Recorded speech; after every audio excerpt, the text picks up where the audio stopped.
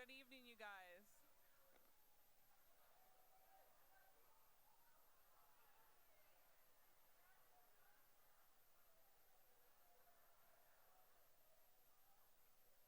Good evening.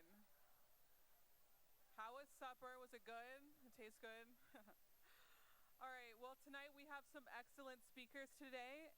And first, we're going to start it off with Miss Susan Brown, and she's going to be doing the Poppy presentation.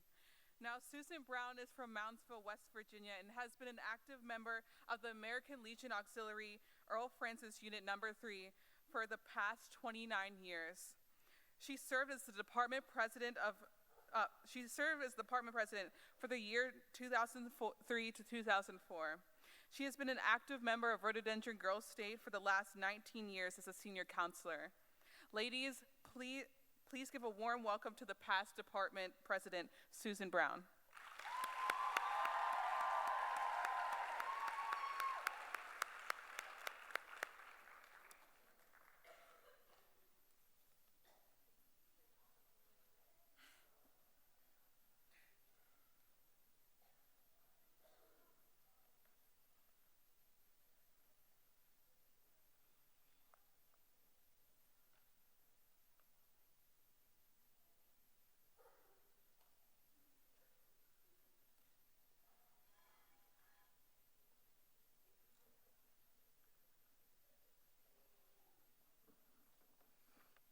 Good evening.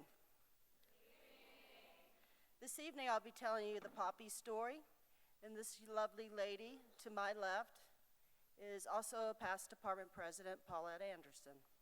And she will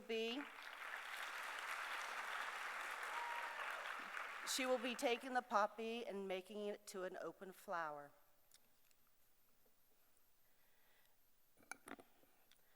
To tell the poppy story, you must first start with a war. Two women, a French woman and an American woman, and a man, a source for a memory. A war, the most frightful war ever known up to that time. The defeat of Germany and the armistice in November of 1918 saw north of France where a vast desert of charred ruins and rubbles. After more than 4 years of intense bombing and fighting. In the summer of 1915, the armies of England and France are still reeling under the hammered blows of the Germans, which rolled across the plains of Flanders like a great storm out of the North Sea. A Canadian, Lieutenant Colonel John McCrae, MD, looked out from his trench following a day of fighting to look upon the row of makeshift crosses where the blood of the fighting men drenched the land. He had written, "We shall not sleep," for a fellow soldier that he had performed a burial service for. In it, he had noted the presence of blooming red poppies among the rows of white crosses on the deserted battlefield of Western Belgium and northern France. Later renamed to In Flanders Field, here is a poem for you. In Flanders Field, the poppies blow, between the crosses, row on row, that marks our place, and in the sky the larks still bravely singing fly, sacred herd amongst the guns below. We are dead. Short days ago we lived, felt dawn, saw sunset glow, loved and were loved, and now we lie in Flanders Field. Take up your quarry with the foe, to you from falling hands we throw the torch. Be yours to hold it high. If ye breaks faith with us who die, we shall not sleep, though poppies grow in Flanders Field. 3 years later, in 1918, this gallant Canadian was carried to a rear hospital on the coast of France, where from his window he looked out to view the white cliffs of Dover across the channel. On the third night, he crossed over the bridge from hence there is no return. Before he closed his eyes in eternal sleep, he spoke this to his doctor: "Tell them this, If ye break faith with us who die, we shall not sleep. The Frenchwoman. In France, the specter of death still walked the fields of battered nations. Because Lieutenant Colonel John McCrae's poem, We Shall Not Sleep, had made such an impact on England and France, Madame Yvonne Guerin proposed that the women of France make artificial poppies and sell them throughout the country to raise funds for the veterans. Millions of francs were raised to aid those who had lost everything. The example of this noble Frenchwoman was not lost on England. They built a factory where the British soldiers who had been injured during the war could be employed to make the poppy flower. They had raised over $6 million of the sale of poppy on Remembrance Sunday alone. An American woman, Monet Michaels from Good Hope, Georgia, started her career as a teacher at the tender age of 15. When World War I broke out, she was caught overseas in Europe. With her vacation interrupted, she helped thousands of stranded Americans book safe passage to their homeland. After America entered the war in 1917, she applied to volunteer with YMCA overseas war workers. While sitting in a waiting room where service members said their goodbyes, a soldier gave her a copy of Ladies' Home Journal. Inside that magazine was a dog-eared page with the poem, We Shall Not Sleep, by Lieutenant Colonel McCrae. She was partially struck by this last verse, take up your quarry with the foe. To you from falling hands we throw the torch, be yours to hold it high. If ye break faith, who die, we shall not sleep, though poppies grow in Flanders Field. She wrote in her memoirs, I quote, it seemed as though the silent voices again were vocal, whispering in the side of anxious, untold anguish. I pledged to keep the faith and always wear a red poppy on Flanders Field as a sign of remembrance and the emblem of keeping the faith with all who died. She quickly wrote her response to McCrae's verse, her own poem, We Shall Keep the Faith. The last verse captures her idea to wear poppy in honor of the war dead. And now the torch and poppy red we wear in honor of our dead. Not fear that thee have died for naught, will teach the lesson ye want in Flanders Field. She wore a poppy on her collar until her death in 1944. In Georgia, she is known as the Poppy Lady. The American Legion Auxiliary adopted the poppy as its memorial flower in 1921, and in 1924 instituted the National Poppy Program to protect the memorial poppy from becoming commercialized and ensure that every auxiliary poppy is made by a disabled or hospitalized veteran. Each year, the American Legion Auxiliary volunteers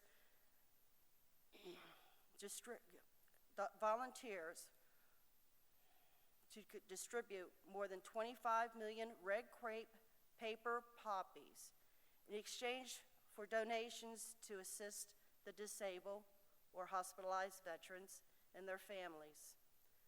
100% of the donations received are used exclusively, I need some water, to assist and support veterans and their family. That's what we use it for.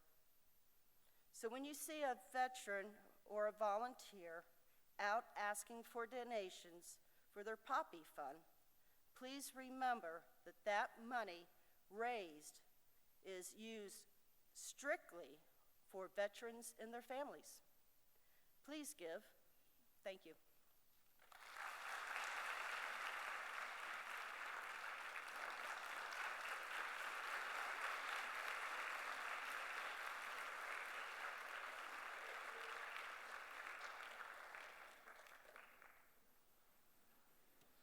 Thank you very much, Mrs. Brown, for that wonderful story. Next, we are going to have our distinguished female honors.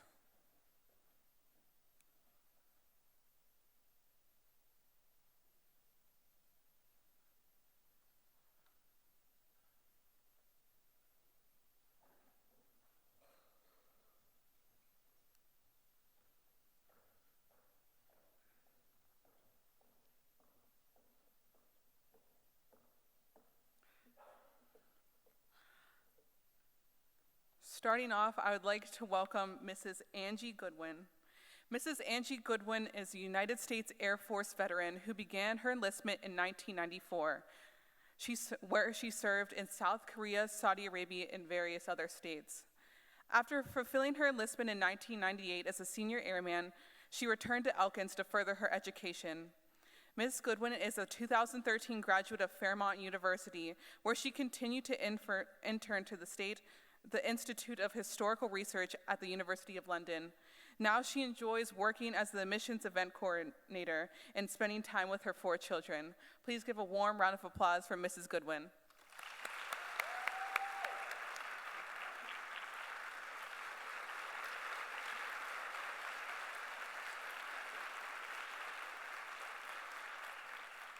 Thank you. That was lovely. I'm really excited to be here and be able to share my story. But I wanted to ask real quick, have any of you, do you have family members that have served or who are serving? If you raise your hand, thank them every day. They're making a very big impact on this country, because if it weren't for people that stand up and serve, we could be in dire straits. So, what am I doing here? Who am I? Who are you? How do we come to define who we are? I don't think it's as simple as we think. It's just giving someone a definition. One of my favorite songs is called Little Wonders by Rob Thomas. And the song discusses how your life is made up of these tiny moments, not just these monumental events that everybody says you're going to go through, like graduating high school, graduating college, starting a family. But these little in-between moments that give you character and make who you are. One of those moments came to me the first time I was in my dress blues. There I was at Lackland Air Force Base on the parade route, and our national anthem is playing over the loudspeakers. All the platoons are lined up, and my heart just swelled with pride. I was so proud to be there for my country, and I was even more proud of them, to myself for doing it. I did it. I took everything that they threw at me, including this 20-foot wall that was inclined. I mean, look. Tell how short I am. It took a lot, and when I climbed that sucker, I got over it and I said, that's right, I did it. So not only was I proud for that reason, but I was a legacy. I was following my grandfather and my father, and I was a daughter. I wasn't one of their sons. I was a female standing up for my country. So I thought that was pretty cool. As I'm standing there feeling all this pride, other things started to stir in me, a little bit of curiosity, anticipation, what was going to happen at my first duty station. And then the fear started to build up just a little bit, the fear of the unknown. And that's okay. But that was one of the moments that helped me to learn how to deal with fear.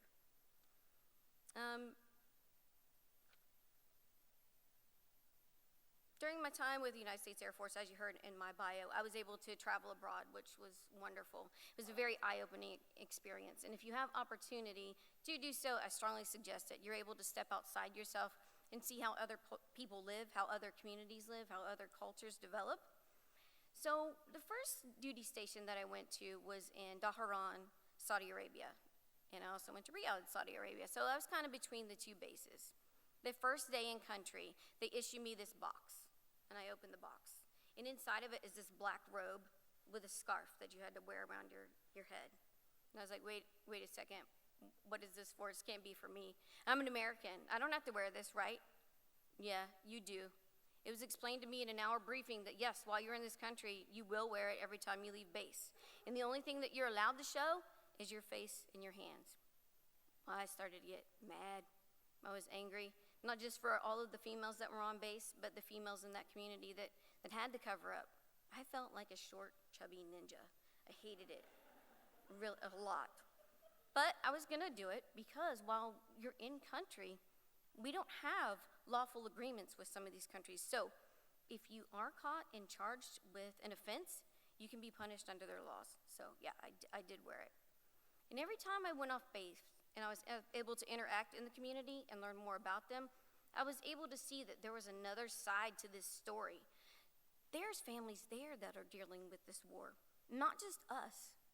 So my fear and my anger turned into compassion.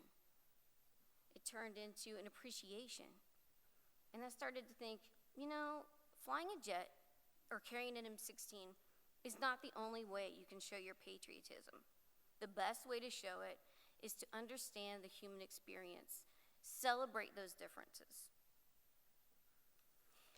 So the next duty station I went to abroad was Kunsan Air Base, home of the Wolfpack. This was in South Korea. This is pretty cool because my granddad had been there during the Korean conflict 40 years prior. And I would walk across base, think, could my granddad have been standing here in this very exact spot? I wouldn't have known because long went the huts and the kind of shanties they had during the conflict. Now it was modern dorms and office buildings. So it's quite different when he was there. And I got to see him carry a lot of negative thoughts and pain that came back with him from the Korean conflict. And he would never talk to us about it, but it would slip out every now and again. And one of the scariest moments is when he would fall asleep on the couch or in his recliner and these little outbursts would happen. And it was frightening, but it made me more sad than anything that he decided he was going to hold all this in and not talk about it so that we didn't have to carry that burden as well. I am still a member of the Wolfpack on social media, so when airmen are going over to that base, I'm able to talk to them and let them know what it's like in country. Whenever we were coming up against a new conflict with South Korea, I checked that page religiously. I was on it every day. I checked the news every day because I was scared that we were going to go into another conflict, and it was not going to just affect me or my granddad. There were so many more families that were going to have to deal with this.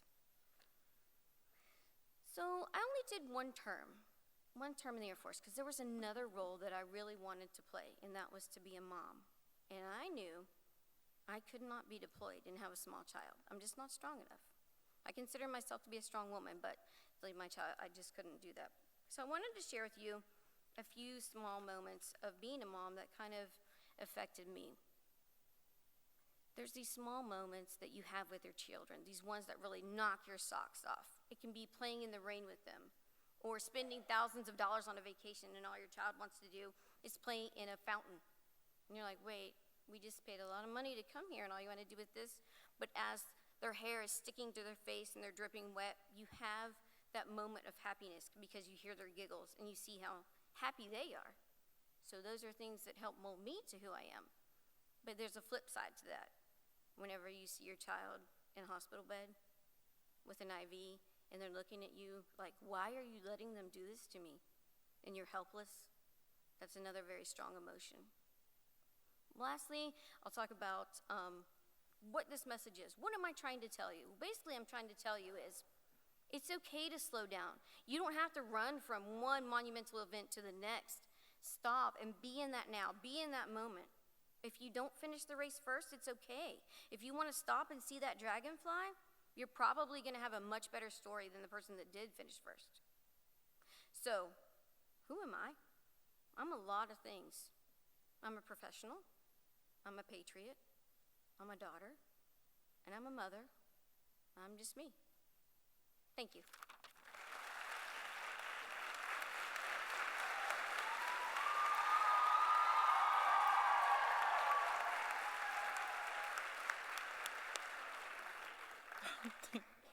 Thank you very much. And next, I would like to present Christy Deaton Duckwall.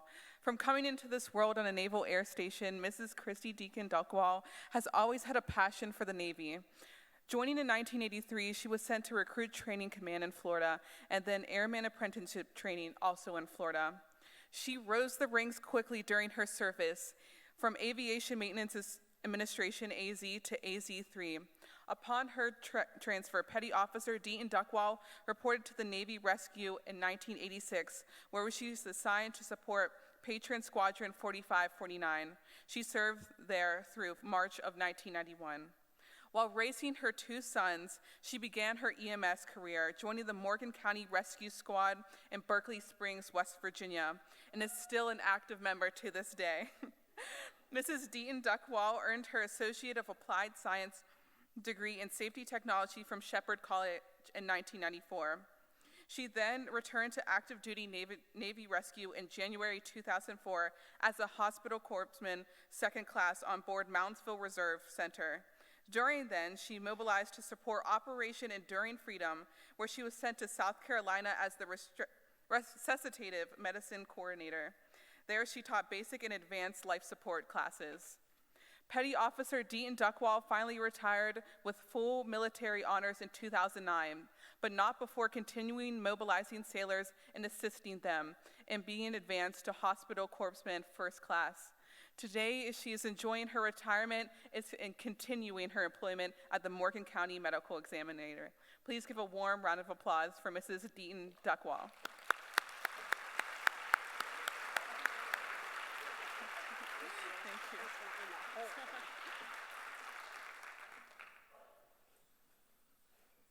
Good evening, everybody. I am Hospital Corpsman First Class Christy Deaton Duckwall, retired. And I know that's a mouthful, so please just call me HM1 or Christy to keep it simple. The Navy and pretty much every branch of service has their own weird language that includes lots of long descriptive names, titles, and acronyms. I believe the military does this purposely and strategically to confuse the enemy, but I swear learning the language alone could earn you a BS in science in bull skippy. So how about that, a BS in BS? Add that to my bio. Anyway, I'm very happy and honored to be here with you tonight, and it sure feels good putting this uniform on again, although it is a little bit more snug than the last time I wore it. It's been 10 years since I last wore it at my retirement ceremony at the Naval Air Facility at Joint Base Andrews. I've always worn it with great pride because it's so much more than the material that it's made of and the threads that stitch it together. I wear it carefully and responsibly. I understand that I'm fortunate to wear it and recognize that it carries the weight of the sacrifices of past, present, and future generations. It's that once I put it on, I stand for something far beyond myself. I represent a specific set of values and ideals of Americans and to the world. My uniform is a symbol of the defense of freedom and strength. It represents centuries of tradition and the Navy's core values of honor, courage, and commitment. So yeah, it feels pretty good to put my uniform on again. During my time of service and throughout my career in medicine, I've experienced some pretty amazing things. A couple of my favorite memories while on active duty include flying, just as my daddy did, in the cockpit of a Navy P-3 Orion plane as we buzzed the coastline around the island of Bermuda. I had a breathtaking bird's eye view of the pink and purple sky just before sunset ahead of me and the marbled turquoise waters and pink sandy beaches below. It was spectacular, and it's one of the most beautiful visions I've ever had to this day. Another unforgettable time was when I got to fly with the world-famous Navy Blue Angels. It was a personal dream come true for me. Ever since I was a little girl, my family would pack a picnic lunch and go sit on the taxiway on base whenever the Blues came on board for their show. They would fly just above our heads doing their twisty, scary stunts, spewing their decorative smoke, and I was in awe of them. So flying with them was a dream of a lifetime. Experiencing weightlessness was a pretty cool feeling, and one that I will never forget. And given the chance to do it again, I wouldn't hesitate for a second to be right back up there with them. For me, it feels like home, and it makes me feel a little closer to my dad. If you can't tell by now, I'm a bit of a Navy nerd. I was born and raised Navy, and the only one of my 5 sisters who followed after my dad's footsteps by joining the armed forces. Can I just say, I love it. Unfortunately, Daddy died when I was in boot camp. I was just 18 years old. But so much of who I am today is because of him, including my call sign, Blue Angel 6, which he gave me back in the day when If you use a telephone to call someone, you paid for each minute of long distance, and it was super expensive within our own country, let alone across the world. So every night at 2000 hours, or 8 p.m. for you civilians, when my dad was deployed overseas, my mom and dad would talk over ham radio or amateur radio. By FAA rules, you couldn't use proper names, so all of us girls got our call sign. Because there were 6 of us girls, you guessed it, we were Blue Angels 1 through 6 of our birth order. I know it's not as cool as Maverick, Goose, or Ice. Y'all know who I'm talking about, or is that too old for you? Oh, good. But it is mine, and I will answer to it if I'm called Blue Angel 6. My dad taught me some pretty important lessons that have stuck with me my whole life. 1, never pass up a free class. Education is so important, and if you can find a class for free, that's even better. You may not think a particular class is very important, but somewhere down the line, it may just help you. I tried to keep that in mind when I was taking a corrosion control class. Boring. I wouldn't use that information. I took care of patients. Well, wouldn't you know it? Apparently, I received points in my military record for taking that class, much like you would for a college class. And it was those few extra points that I earned for corrosion control that qualified me for my promotion and my advancement to HM1. The picture used for my bio is from the day that I was promoted, and I was so proud, and my smile showed it. Corrosion control.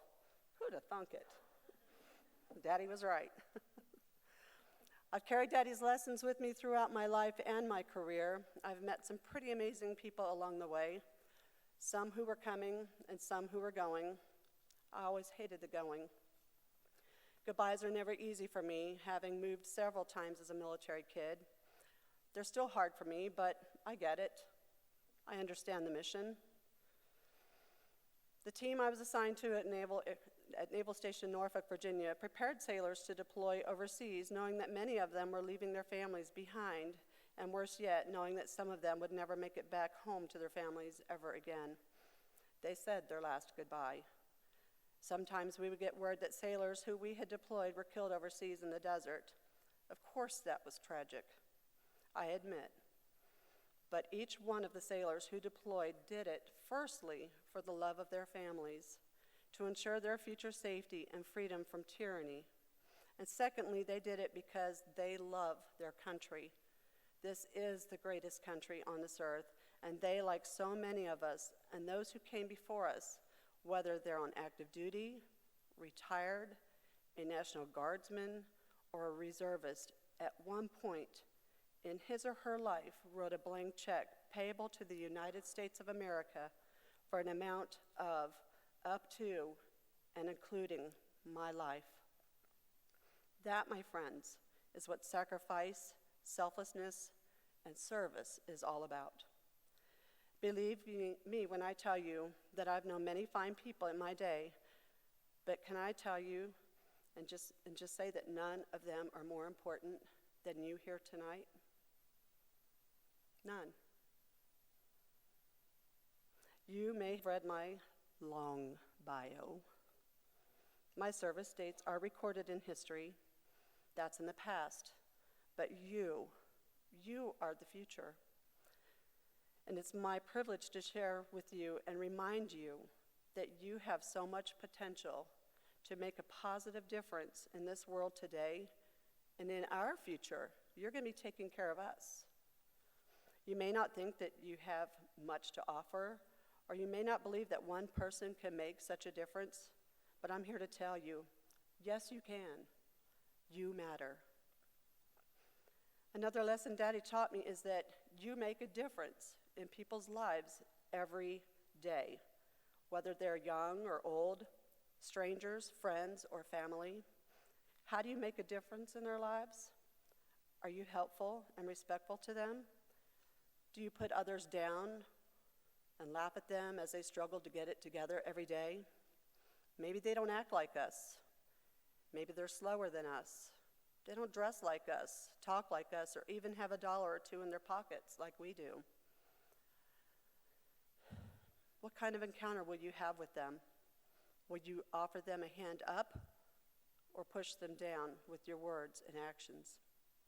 We'd all like to think we're good to everyone we meet, but the truth is, we aren't always that person. We sometimes have our own messes to deal with. But regardless of what you're going through, though, always be humble and kind. No matter how bad you have it, someone else could have it worse. Don't add to their despair. Don't put out someone else's flame to make yours shine brighter. Use your flame to light theirs. I believe the good Lord put us here on earth to be in service to others. We live in the land of plenty and have been blessed beyond measure. God's blessings come to us only on their way to someone else. If it stops with us, then it wasn't God's blessing at all. It was only good luck or good fortune. Good for you. But if you have no one to share it with, it can be lonely and oftentimes feel like a burden. You've all heard of paying it forward. That's what I'm talking about. Be a blessing to others. Service to others begins at home. Practice gratitude often. It's easy to take your parents and family for granted, but believe me, they're probably doing the best that they know how. Tell them the truth and be trustworthy. Someday you'll need them in your corner, and they will have to be able to believe you in order to best help you. It's not as easy as saying that because they're the ones that we most hate to disappoint. But these are good values that should be practiced daily. There are a lot of ways that you can serve your communities. Be generous with your time. There are many veterans who could use a hand. That's where you come in.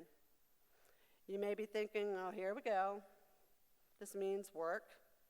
I don't want to. I'm too young. I want to sleep in. It's too hard. I have things I want to do. I have plans with my friends. Or, if you're like me, some of you may already be wearing many hats. You may already be involved in sports, cheer, dance, or band, or more things than that. Maybe all of those things at the same time. How could there possibly be any time left to help others? There are plenty of excuses. It's totally up to you. But just remember, if you're not a part of the solution, then perhaps you're part of the problem. All you have to do is say yes to make a positive difference in others' lives. It doesn't have to be all-consuming of your time. There's still time for your friends. Better yet, get them involved so that you can have fun together while giving back to your community.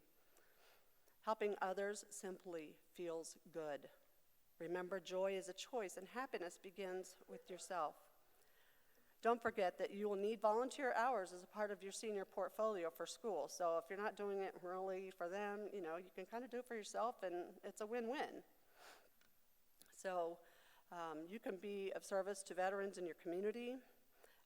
You're here this week and are most likely sponsored by an American Legion Auxiliary chapter. Check with them to see if they have a junior auxiliary that you can join, and if there isn't one, begin a new chapter. They will find ways that you can help veterans through the American Legion. A lot of activities are a blast, not to mention the food. Y'all like food? You had good food this week so far, haven't you? Yeah, well, we eat well. There's lots of senior centers and nursing home residents who would love to have you visit them. And, they want to tell their stories, but more importantly, they want to hear yours. They like to hear what the young folks are doing. Before Memorial Day, American Legion posts all across this country have members place American flags on veterans' graves. They always appreciate extra hands and caring hearts to give them a hand to help pass those out. And you can also participate in one of our favorite activities that Kevin and I do, and that is the Wreaths Across America. At Christmas time, wreaths are placed on graves of veterans, and their names are spoken aloud so that they're never forgotten. It's a solemn way to give service to those who served you. I too wear many hats, and it's hard to say no sometimes. My service to my country and its citizens didn't end when I retired from the Navy. I work as a medical examiner, but continue serving my community by giving of my time. I'm the American Legion Post 60 chaplain and the West Virginia 10th District chaplain. I help out whenever I can at the Legion breakfasts, fundraisers, and other activities. I've conducted a few funeral services for fellow veterans, which is an honor and privilege I don't take lightly. I sing in our praise band at church and serve as a co-chair of several committees there. I'm a wife, a mother, a grandmother, a pack leader to our 2 beautiful Doxy Wiener dogs, and I'm a proud Navy veteran. My life is full, but somehow I find the time. You are maturing into lovely young ladies. A part of that process is learning that becoming women becomes less about you and more about others. The rewards you will reap by giving service to others is immeasurable. You are coming into your own and will use your time, your voice, and your talents to make a stand. It will all boil down to what your priorities are. What life lessons will you carry along your path? Is it important that you take a minute out of your busy day to lift others up along your journey? Will you use your voice to right injustices? Will you use your talents to be a part of the solutions to the problems that ail our communities and our country? Will you find the time? What will you stand for? Will you vote? I believe in your generation, and I can't wait to see the amazing things you'll accomplish and the fine women that you will become. Thank you for this honor and allowing me to spend this time with you. And ironically, this Sunday is Father's Day, and this occasion gave me an opportunity to remember and honor my dad, AW1 Robert Deaton, who taught me so many valuable life lessons. I hope that they will help you the same way they've helped me. May God bless you and keep you, and may God bless America.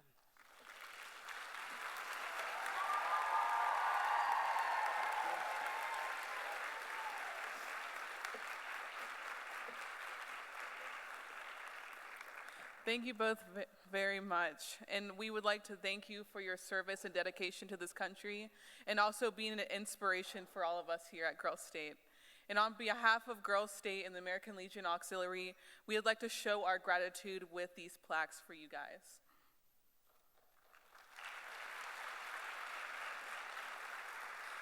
So first, I have one for Mrs. Goodwin. There you go. And in recognition and thanks for your service in our country.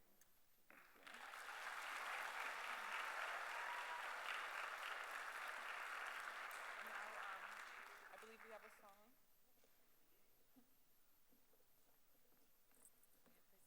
So you guys know what to do, so if you guys will stand up for me. And I believe you might know this, so if you want to sing along with us, okay?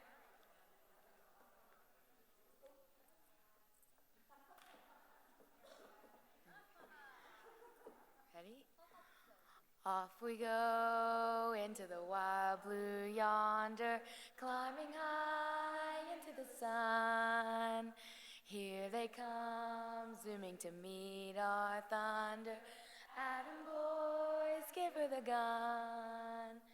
Down we dive, spouting our flame from under. Off with one terrible roar. We live in the fame or go down in the flame, for nothing can stop the U.S. Air Force.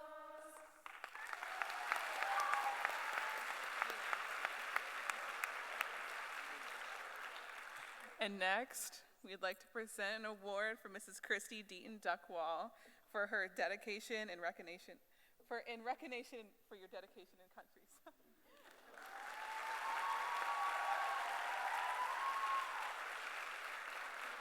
We also have a song for you as well.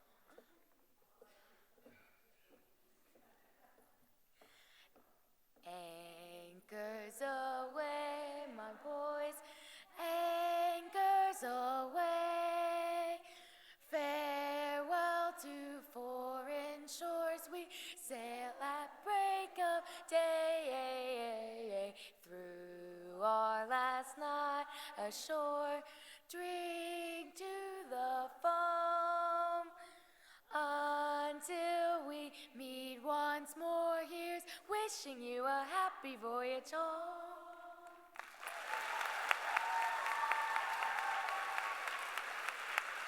Thank you very much. Thank you very much.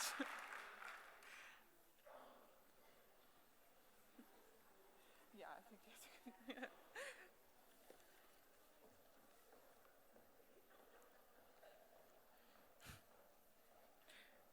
Okay, and next, I believe we have our talent show today.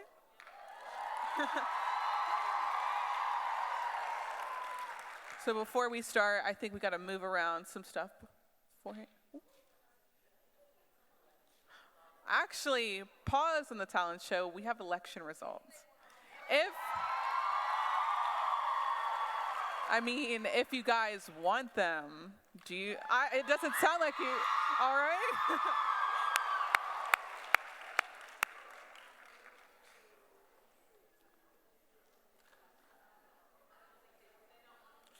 I don't know, it kind of doesn't sound like you want them. All right.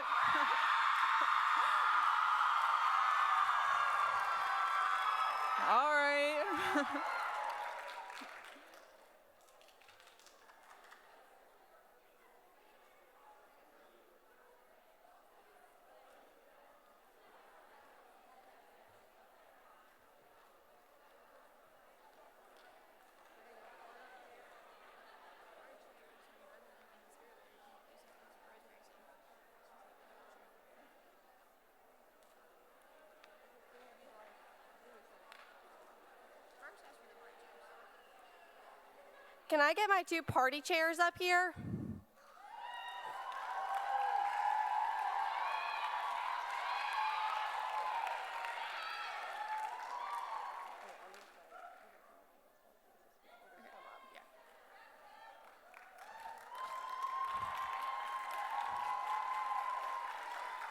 Okay, so we have the results right here, but it doesn't sound like you guys want these. So spirit leaders, come up, and we want to hear that you guys want these.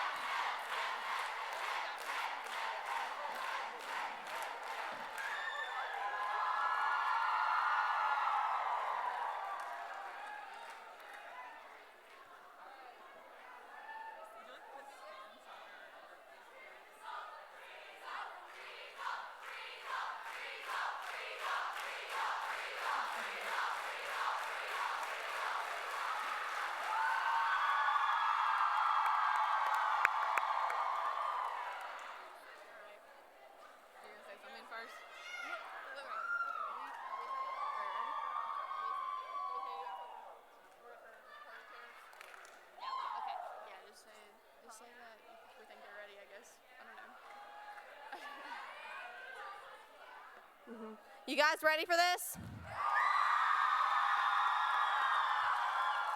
Okay, that was kind of weak. Are you guys ready for this? That's what I thought. Okay, so we are going to hand this over to the party chairs, and they are going to announce who won. So spirit leaders, if you want to go sit back down, you may.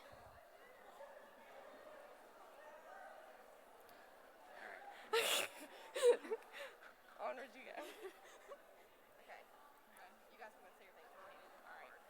Do I just say on behalf of both of us, or? Or you can say, or I can say it to my fellows, you say it to your nationalists. Okay, first I just want to tell all the Federalists how proud I am of all of you that came up here and gave a speech in front of everybody. And if your name isn't in one of these envelopes, just know that you're a winner for just coming up here, because that took a lot of courage.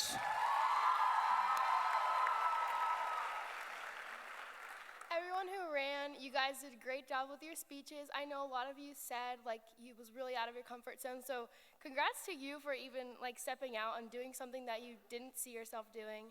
Go Nats.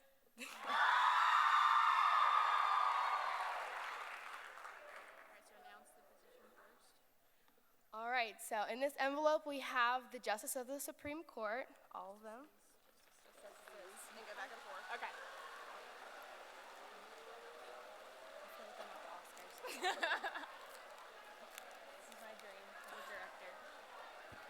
And the winners, please come up on stage. So first we have Chloe Bailey. Rebecca Nix.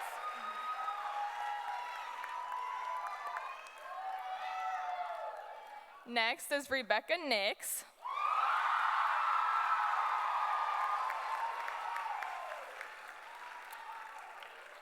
Congratulations to Catherine Dillon.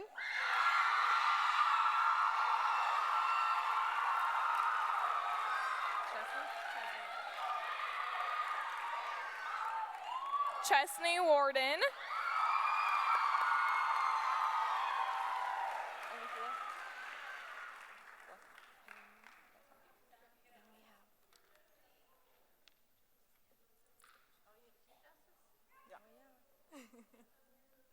Is this the one we say together?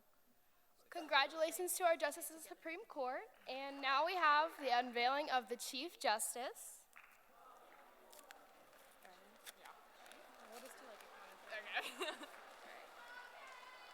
Victoria Blickenstaff. Okay. 1, 2, 3. Victoria Blickenstaff.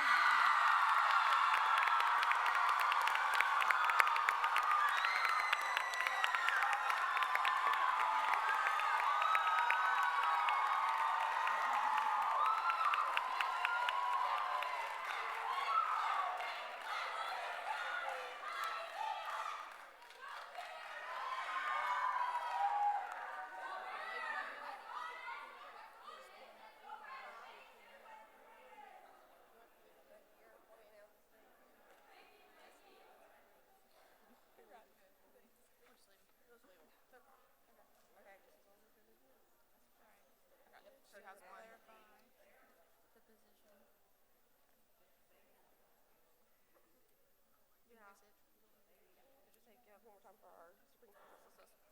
Give it up one more time for our Supreme Court justices.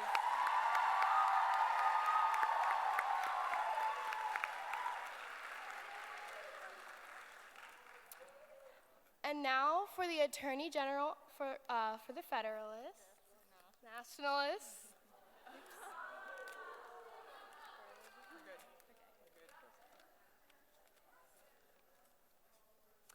Regan Baker.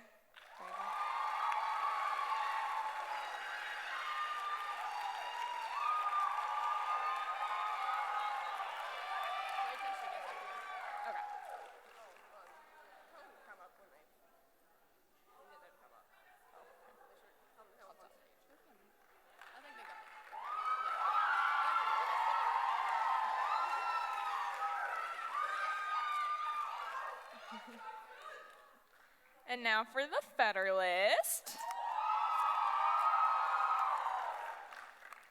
Cassandra Hughes.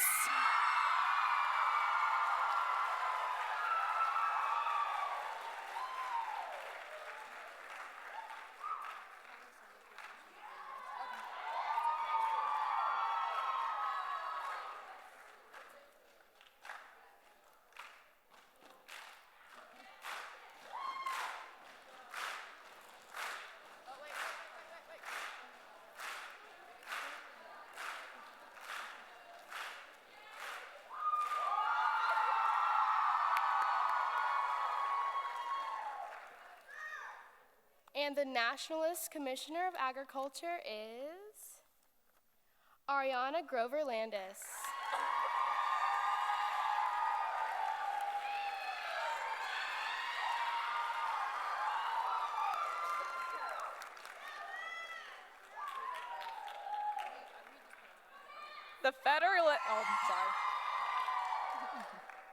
The Federalist for the Commissioner of Agriculture is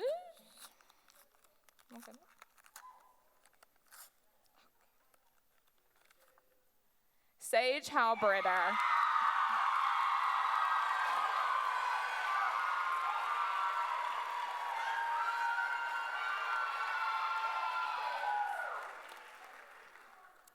And for Nationalist Treasurer, we have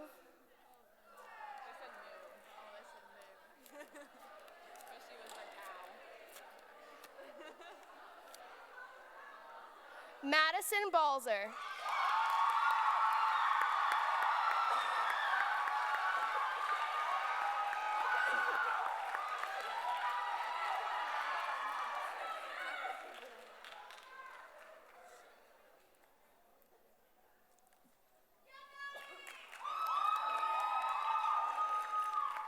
The Federalist Treasurer is Adiana Montani.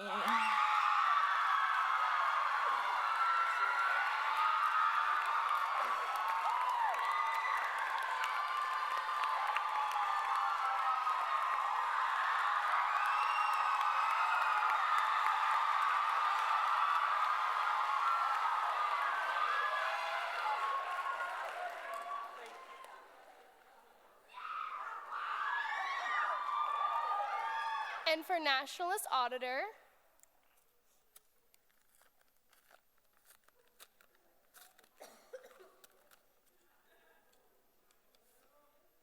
Amara Mason.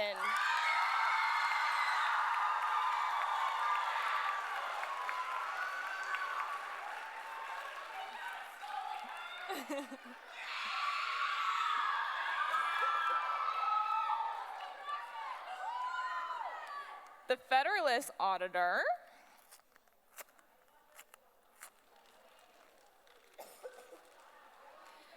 Amy Bolliard.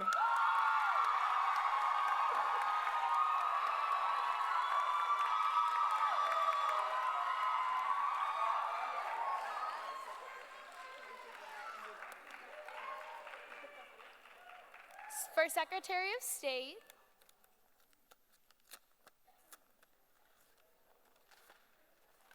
Avery Messenger.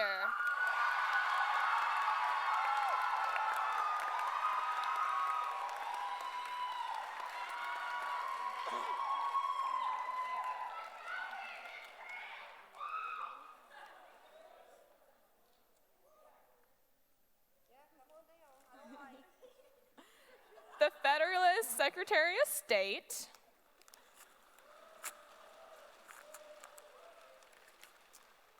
Vita Wheeler.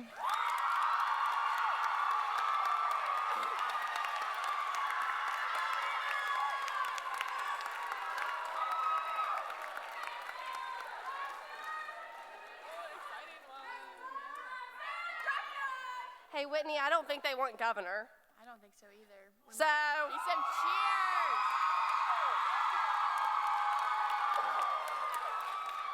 okay, that was like weak. Come on. Next.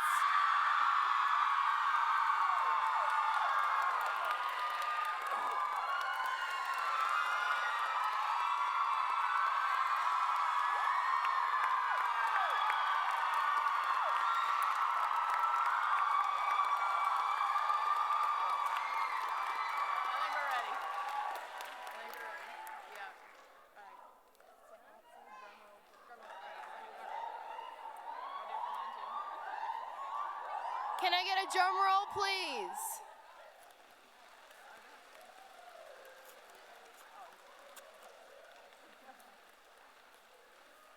Congratulations, Megan Meyer.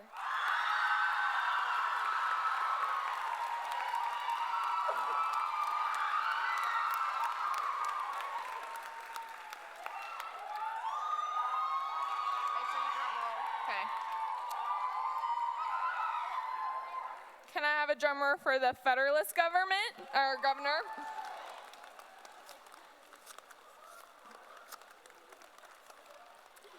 Katie Beth Cottle.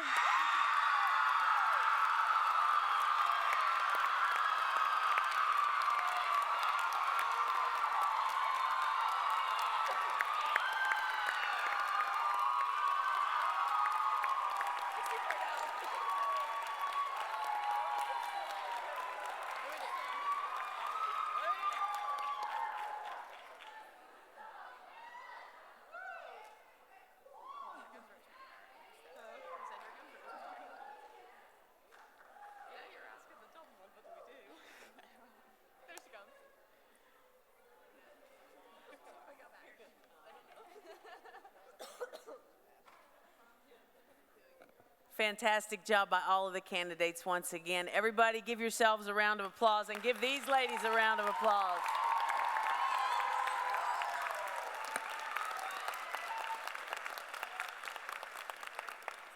All right, I have about 2 minutes till 8. So, I know you all want to celebrate. I'm looking at these two ladies on the end. You all have about 30 minutes of prep time.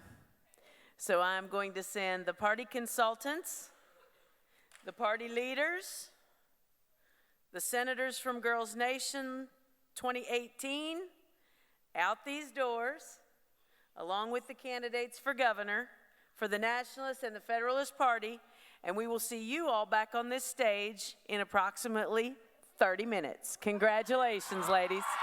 Everybody else, stay put. You guys stay put. Oh, you're the party leader. You go. You guys stay.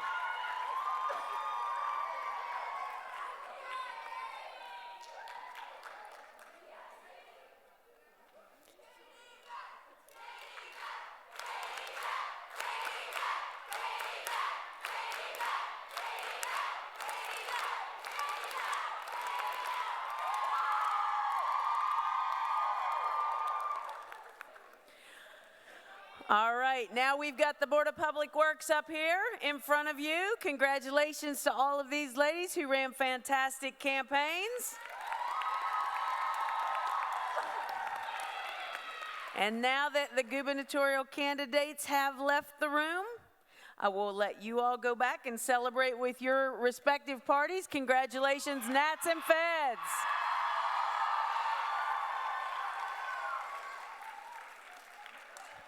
Babs and Jensen, if you want to give some direction as far as the resetting of the stage, and I'll turn this back over to the governor. Okay, we're going to start our talent show. You guys are all coming for my crown, and I feel attacked.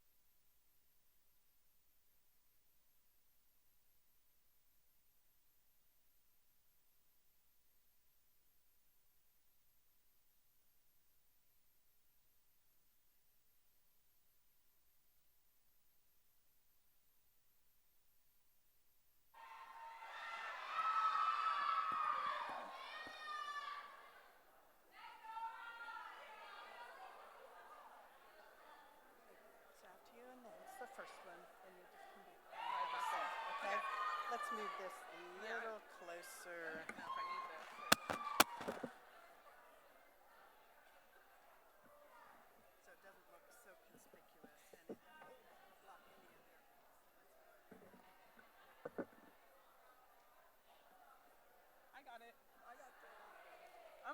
Young Independent Woman.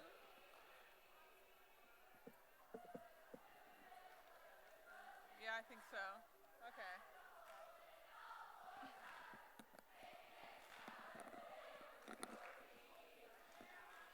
Okay.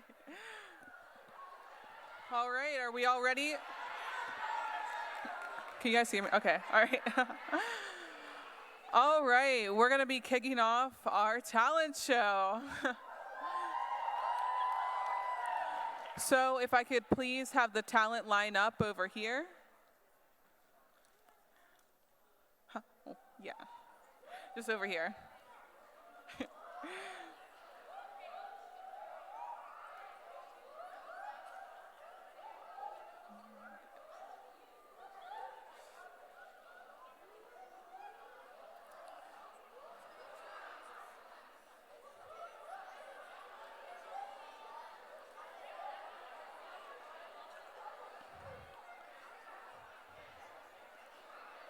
All right, are we all lined up? We all ready back there? Okay. All right, up first, we're gonna have Kaylee Beckman from Calhoun, and she's going to be singing Make You Feel My Love by Adele.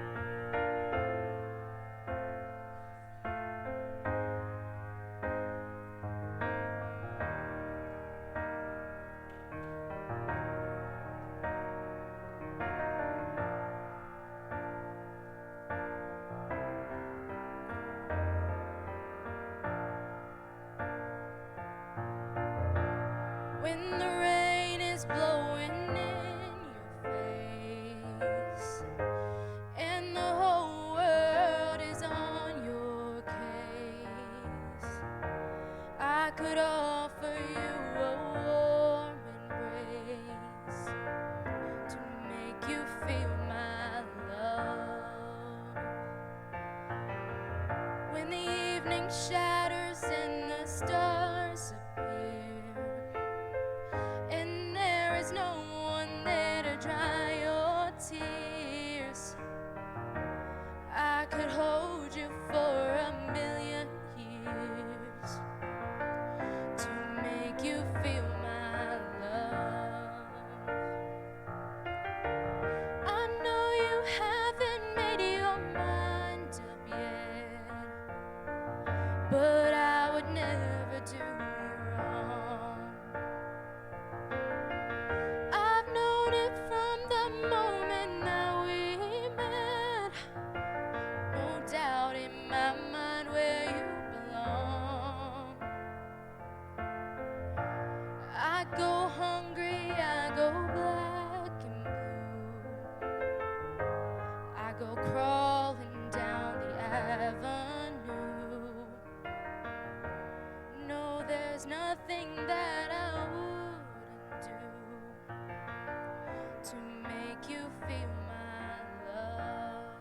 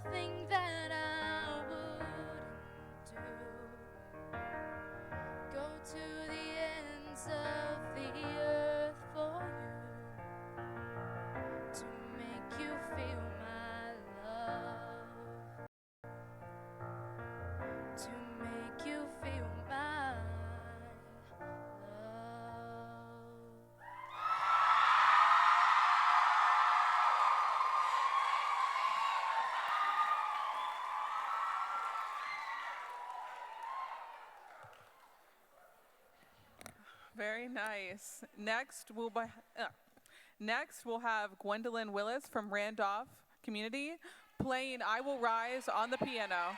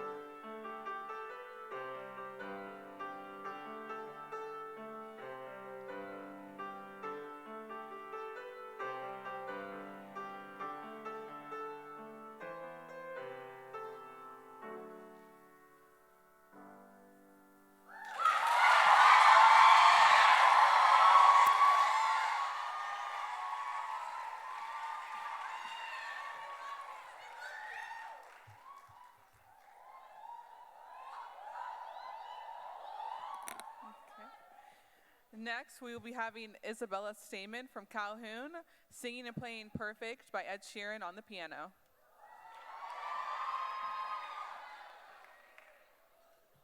On the ukulele.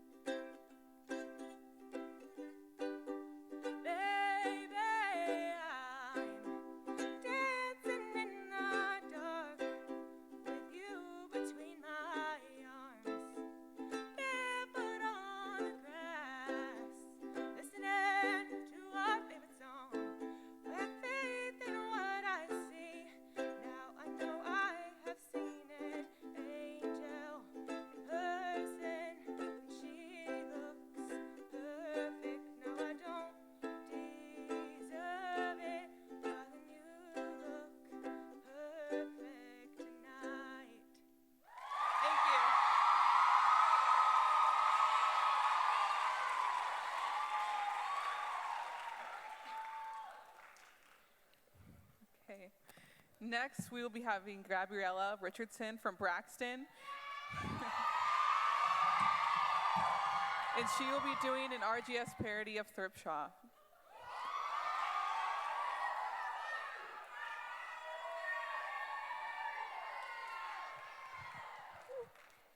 What up?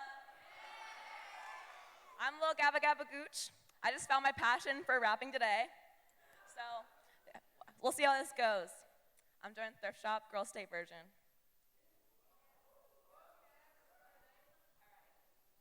Gonna salute some flags, gotta get up at 7 in the morning. I'm napping, trying to get some season. This is freaking awesome. Walking to D and they're like, what up? I got a lot of bags. And I'm just pumped, brought some stuff for my campaign and plan. Sharpie on my poster, so dang frosty. Girls like, dang, that's a real nice drawing.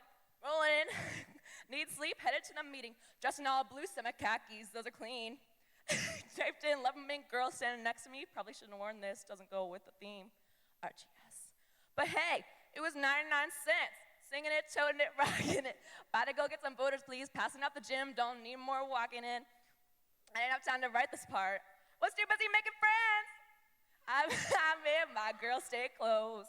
I look incredible. I'm in this big polo from the pennies down the road. I'm in my girl state clothes. I look incredible. I'm in this blue polo from the pennies down the road. I'm gonna eat breakfast, gotta get up in the morning. I'm rushing, trying to look like I'm not rushing. Girl state is freaking awesome.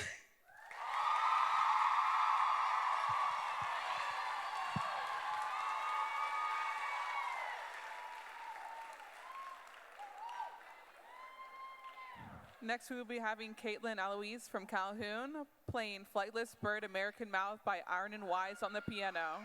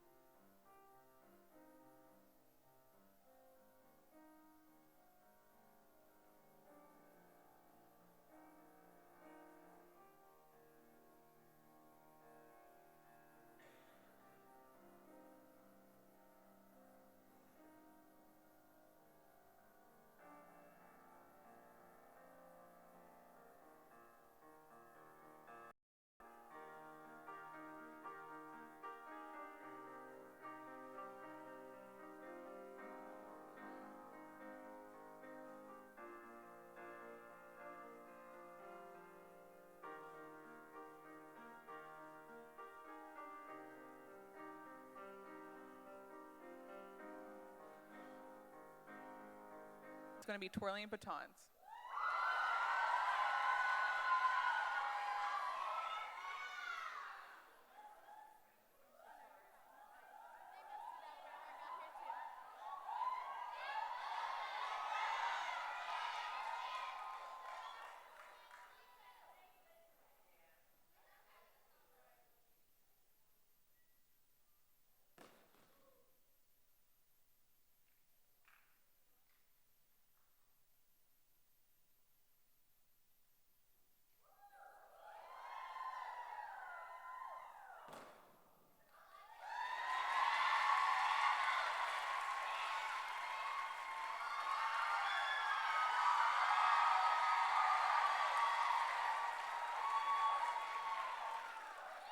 And I apologize in advance for pronouncing people's name wrong. I know how it feels. Everyone calls me Nataya or Natasha.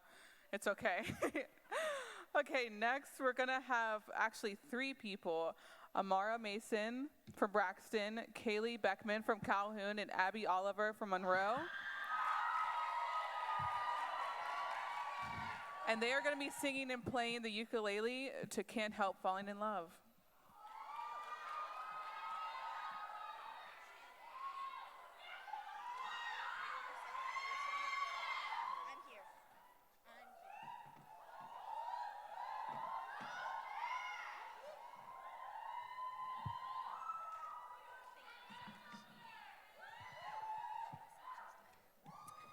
Okay, we'd just like to dedicate this song to all of our Nats, because we can't help falling in love with you. Okay. Are you guys ready? Yeah. All right, here we go. Ready?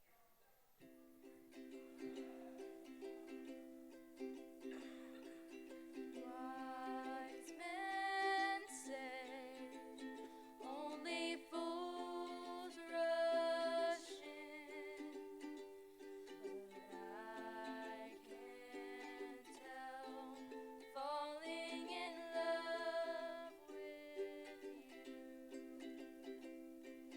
Shall I stay? Would it be a sin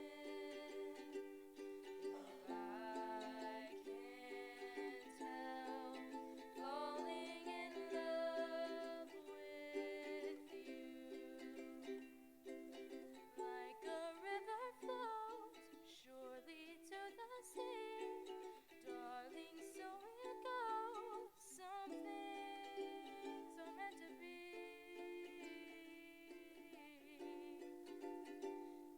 Take my hand, take my whole life too, for I can't help falling in love with you. Like a river flows surely to the sea, darling, so it goes. Some things are meant to be.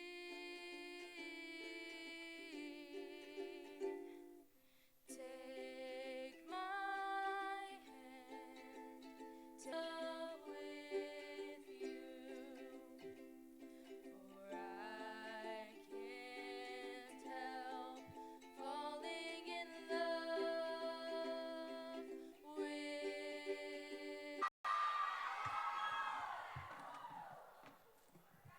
Before I start, I would just like to say that Colleen didn't believe me when I said that I was going to be doing this, so this is for you, my dear.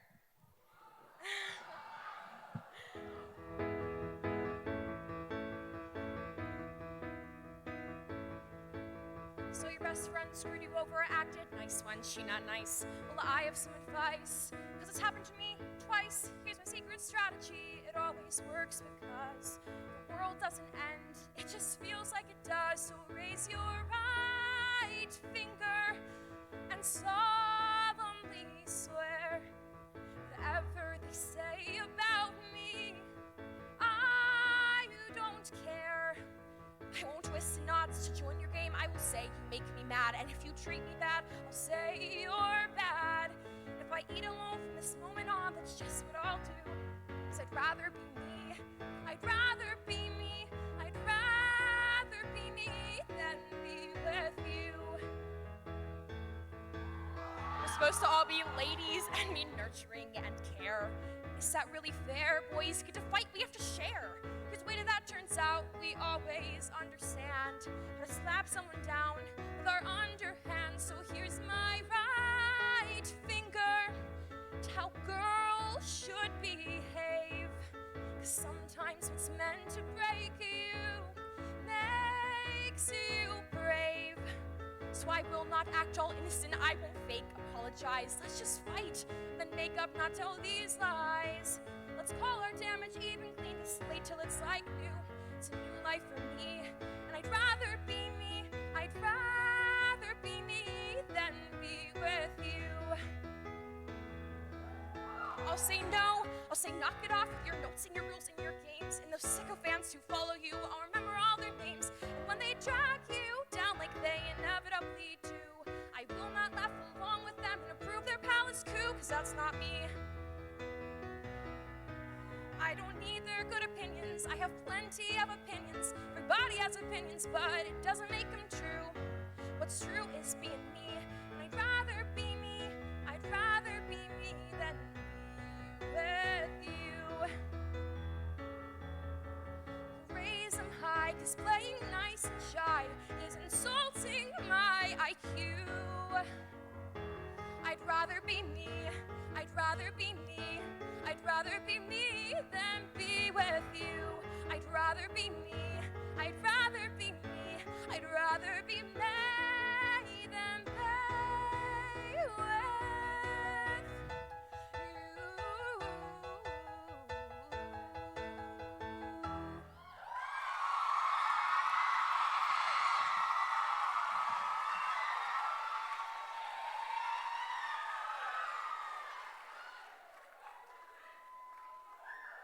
Thank you all for your talents. And next, I believe we'll have our debate.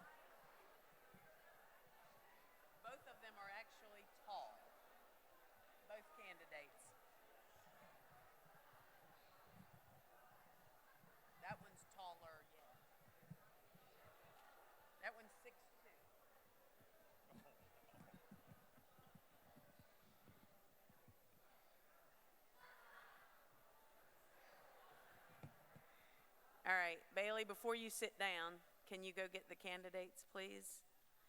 Tell them it's time to come back.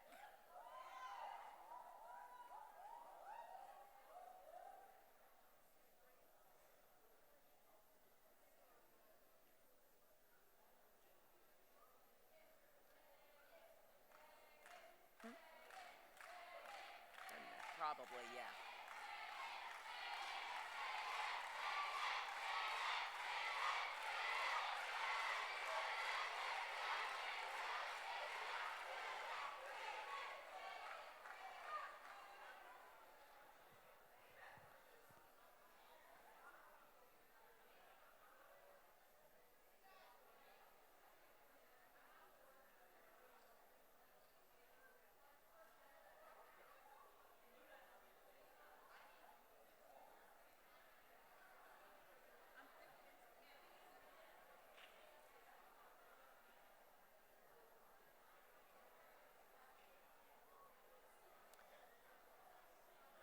right. So while we are waiting, for the candidates to come back in, are they ready, Bailey? They're coming. Okay.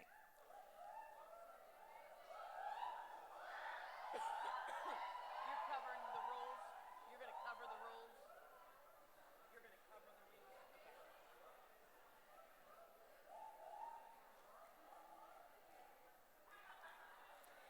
Okay. Timers. You're good? Okay. Kayla will be our timer for tonight's debate. Kayla will be our timer for tonight's debate. Vice President Goddard will instruct them as to the rules once they enter the auditorium. I would recommend that you two walk down that aisle, or you three walk down that aisle, or you four, or however many of you there are, and that the others walk down this aisle. And as soon as I see them, we can start. Hang on. Hang on. And we wait. Waiting to see the other candidates and the other party. Ladies and gentlemen. Oh, they're waving me off. Okay. Okay. I just got the hand.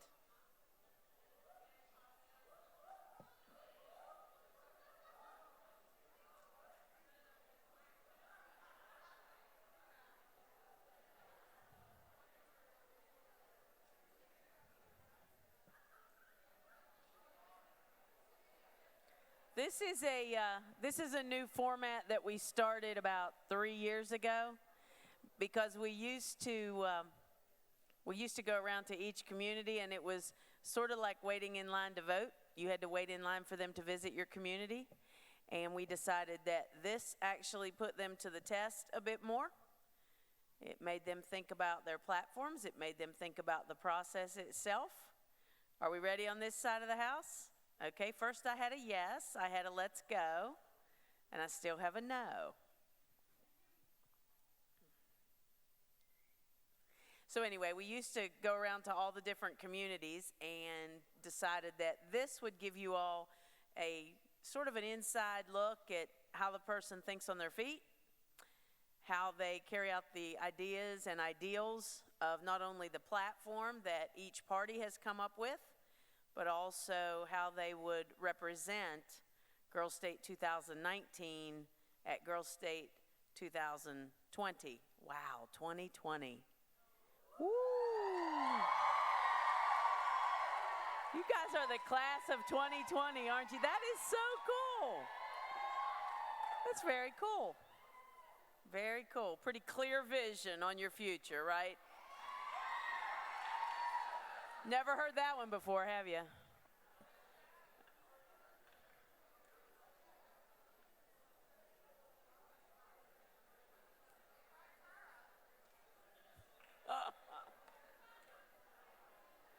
Cameron, are we ready?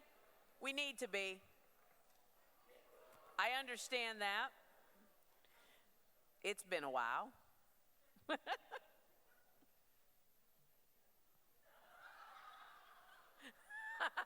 I know exactly the conversation that's happening right here, and it's frightening to me.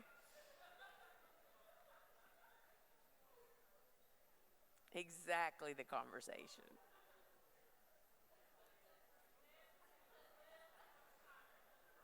Are you sure? All right. At this time, I'm going to let you all bring them into the house. We have the Nationalist and Federalist candidates for governor.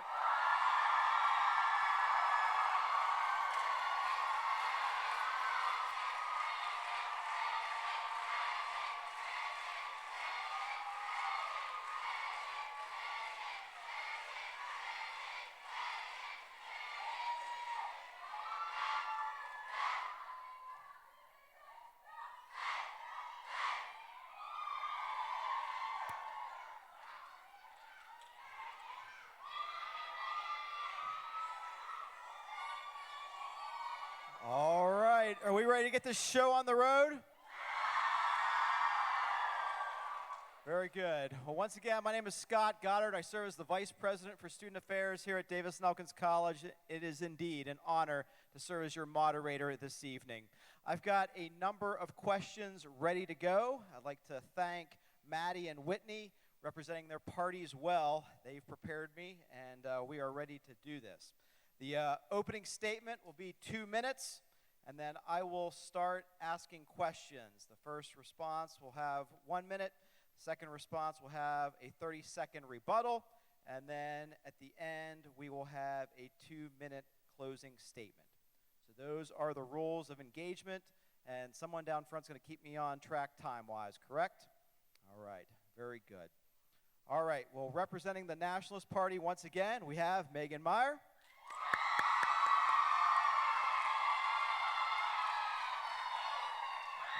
And representing the Federalist Party, Katie Beth Cottle.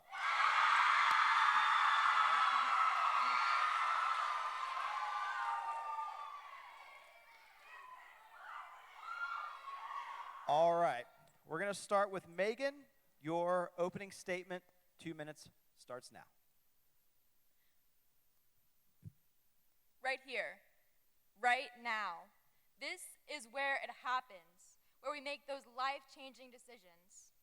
My grandpa once told me that every decision I make now will impact the rest of my life. I stand here ready to support our active military, ready to support our veterans, ready to support our country, ready to support our family and friends that we love and hold dearly to us. But most importantly, I am here to represent you, West Virginia Rhododendron Girl State. Girl State is not found in the inauguration ceremony. The spirit of Girl State, it's found in the late night laughs. The walk from Presidential Hall past the chapel to our flag, our pride.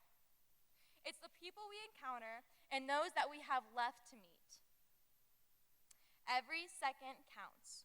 It makes us who we are, and it makes us who we want to be. And in these moments are the ones that spark the fire inside us, the fire that motivates us to be the future leaders of America. But we aren't just the future, we are the present. And I am here to be your friend. I'm here to be your supporter. I'm here to be your confidant, and I'm here to be your leader. I am here to fuel your fire to the future, and that is why I want to be your next governor. Thank you.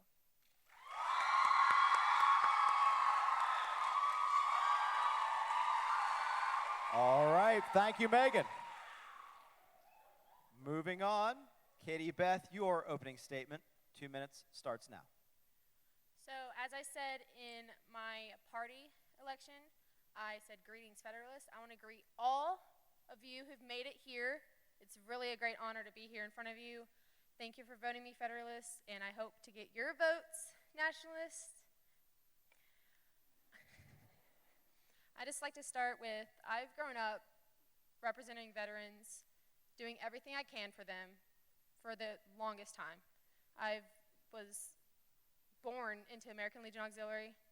I was, at the age of 5, I was brought into the juniors, and let me just say, it's an amazing program. Everyone should join until you turn 18, then you can be the big ladies. I have gone through every office from when I was 8 to when I was 12 years old as the department president. I have filled a national office as at one of the junior conference. I have also loved helping every veteran I've ever met. Every time I see a veteran, I shake their hand and say thank you for your service. It's the most honorable thing to be even in their presence. So if you see a veteran, just make sure, thank them because they did this for you. Thank you. All right.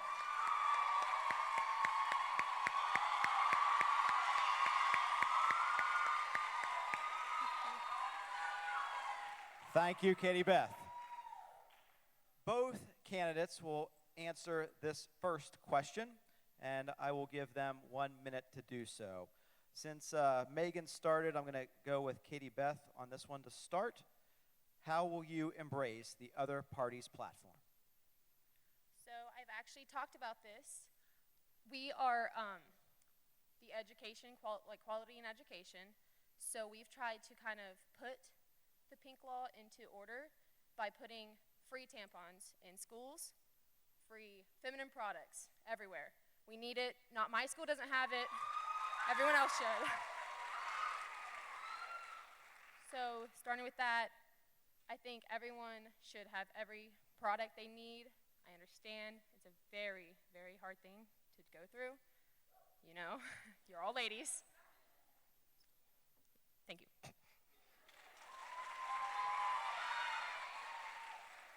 All right. And Megan, how will you embrace the other party's platform? Education equality is something that matters to all of us.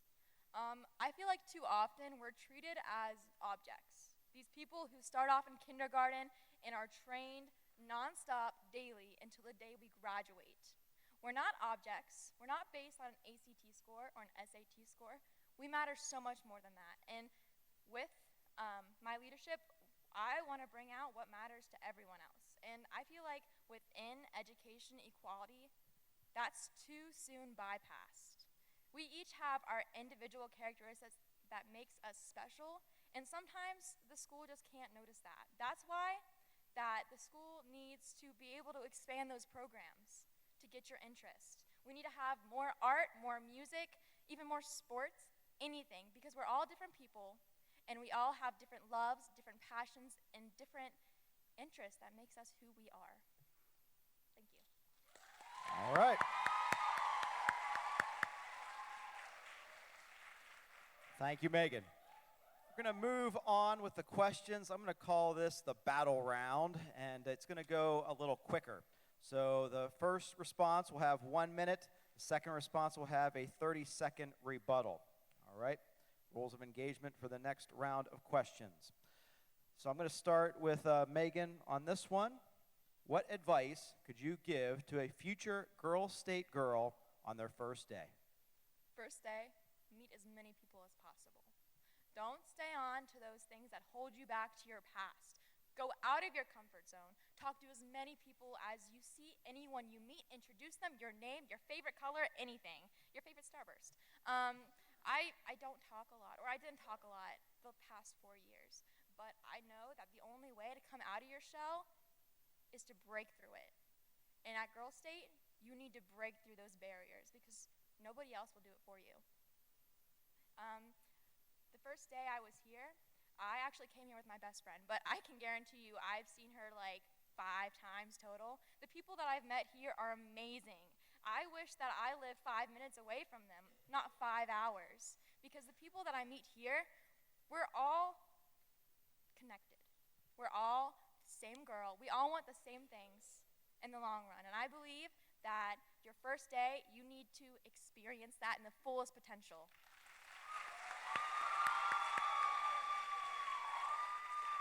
All right, Megan, thank you. On to Katie Beth, your 30-second rebuttal to the question, what advice could you give to a future Girls State girl on their first day? I like to actually agree with you. You need to make friends. That's the one way you're going to succeed and just have a good time. If you stay locked up in your room, well, you're not allowed, but to yourself, then you're not going to have the best experience you can. So go for that governor job. Go for whatever you want, because you can do anything that you put your mind to.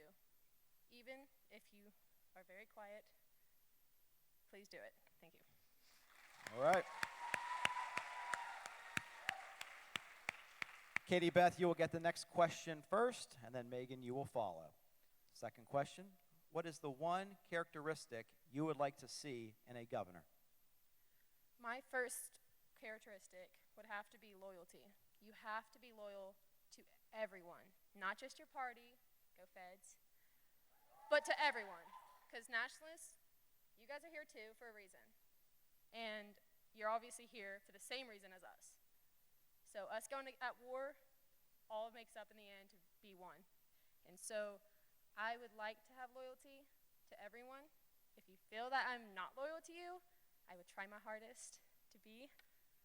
But I would just like to say thank you for everyone that's ever supported me, said that I've changed their lives. But everything else that just comes to this girl state brings me so much joy to have everyone come together and become one, because we are a girl state. We are not Federalists, we are not nationalists, we are one. Thank you. All right. Thank you, Katie Beth. Megan, a 30-second rebuttal to what is the one characteristic you would like to see in a governor? We need compassion. We need to connect.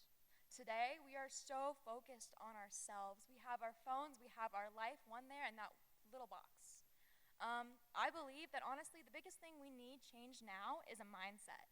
We need to smile more. We need to be happy even if we're going through hard times, because we know we are. We live in West Virginia. We have an opioid crisis going on. We have flooding. We have drug problems. And if we're kind, a smile can change everything. Very good. Megan, you get the next question first. How do you define fairness and equality? In fairness and equality, I go to my parents. Everyone's raised with that moral sense, that moral feeling deep down in your soul, that gut feeling, that's right, that's wrong, and that's what I listen to. I see how people react. I know how I'd react, and I'm not going to treat anyone any way that I would not want to be treated. I feel like if we live by that golden rule together, then we can be one uniform girl state. Thank you very much. Katie Beth, a 30-second rebuttal. How do you define fairness and equality? So fairness, my mom always told me, you're not better than anyone else. You're just as even. There's no one better, no one worse. No matter what clothes you wear, no matter what name you have, no matter what religion you practice, it doesn't matter.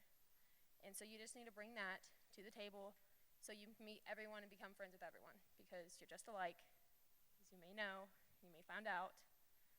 And equality, equal, basically. I mean, it's in the word. Just be equal. All right. Katie Beth, you get the next question first. What does respect mean to you, and how do you already demonstrate this and plan to continue to do so? Respect is going to school in the morning. You're tired, you have your coffee in one hand, but standing for the national anthem, standing for the pledge. Respect is shaking hands with someone you meet. Respect is putting your cell phone away and allowing yourself to live in the moment, look each other in the eyes, have that interaction, be able to connect. Respect is standing still, not talking when others are talking, and respect is everything that we at Girl State need to be. It's everything that we are and everything that we strive to be. We have heard from some amazing people in the past, 3 days? And something that they all share is they have respect, but not only for one another, but they have respect for themselves. We're in such a trying time today where we need to learn to respect ourselves. We need to look each other in the mirror, smile, and tell ourselves that we got this, because that's the only way to truly be able to respect. All right. All right, Megan jumped right in there, so we're going to give Katie Beth a minute to also address that question. What does respect mean to you, and how do you already demonstrate this and plan to continue doing so? Respect is what's there, that flag, Old Glory. You have to respect it. You don't have to, it's a right, but you're from America. That's where you're born. Most of you, I hope, maybe. I don't know. But respect means that you have to love everyone. You have to give them your full attention when they're talking to you. You have to give them everything that they've asked for and everything they've given you. So respect is kind of a personal thing. I think that a lot of people don't get enough respect they deserve. At least not veterans. Like I said before, veterans need way more respect than any of us. Thank you. All right, thank you very much. All right, Megan, back to you. I'm going to ask this question of you first. It's a tougher one. Tell us about the importance of the special project Honor Flight, and how would you incorporate it into your governor's term? Me? Yes. You're good now. I'm sorry. Can you repeat the question one more time? Yes, I can. Thank you. Tell me about the importance of the special project Honor Flight and how you would incorporate it into your term as governor. Well, like I mentioned earlier, it's that respect to our veterans, to our active military personnel, and to everyone who we have seen, everyone we haven't seen, that we need to focus on. And I believe that if I am elected governor, then within that change, within that encouragement to our girls, we can all learn to be active participants in our civil duties and to show what is needed for that Honor Flight initiative. Because we're the change, and we have everything to do and everything left that is undone. Thank you. Very good. Thank you. All right, Katie Beth. Once again, the question, tell us about the importance of the special project Honor Flight and how you would incorporate it into your term as governor. I'm actually from Huntington, where Honor Flight is coming from. It's awesome. H-Town, for anyone that's... Honor Flight gives veterans the chance to maybe go to D.C., see that monument that they worked so hard for and so diligently, right? That's the word? Yeah. for. And I just love seeing the faces when they board. It's the best experience. Thank you. Very good. Katie Beth, I'm going to ask this next question of you first. So you have 1 minute to respond. Who to you is the symbol of women's empowerment? The symbol of women's empowerment. Ellen DeGeneres. Most definitely. I love her. Eric, if you cue the music, I might dance like Ellen. I cannot dance, but All right. Ellen just brings life to every show she gives people presents. I want presents. Everyone wants presents, right? I mean, I've actually been on a list to go, and it's a 15-year wait, but it's fine. I will eventually go, I promise. And I just think that she's given women the right to just free speech, made more confident, and she came out on live television, and I think that's amazing. All right. And Megan, who to you is the symbol of women's empowerment? When I think of the symbol of women's empowerment, it's not really who, but it's the what. It's mom. And we all have one. We all have that figure in our life, whether it be biological or not. I was really thinking hard, guys. I was going through every celebrity, every historical member, everyone in my field of knowledge that has done something to help us. But the person who most inspires me is my mom, because she's the one who makes me who I am and makes us all who we are. All right. Very good. Megan, we're going to stay with you for this question. You'll answer it first. What is the one class that you would like to add to Girls State to better your experience? To better my experience? Well, I think we need a leadership class, because we are taught what a leader is, and we are shown who a leader is. But I know even within my school there's a leadership class, but we need to be able to get the skills that we need to transition Girls State to our school, to transition Girls State to our county, because we're all one, and we all need to be able to prove that we gained something from this experience, because I know we all have. Within that leadership class, we need to be taught how to be, future inspiration. We can be taught how to motivate others, how to be a friend, how to find people and reach them out of those difficult situations, like we were told in that really moving and powerful speech this morning about child trafficking, because you don't know what's going on behind closed doors, but it's us to find out, and it's our job to make that better.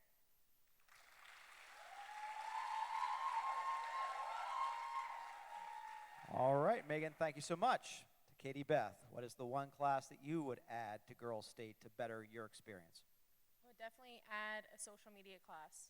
We all have Snapchat, we all have Instagram, we all have these things, but instead of using those throughout the services that we've seen, throughout the guest speakers, use those to post about Girl State. Because I know I was the only one that knew about Girl State from my school, from my city and county, basically.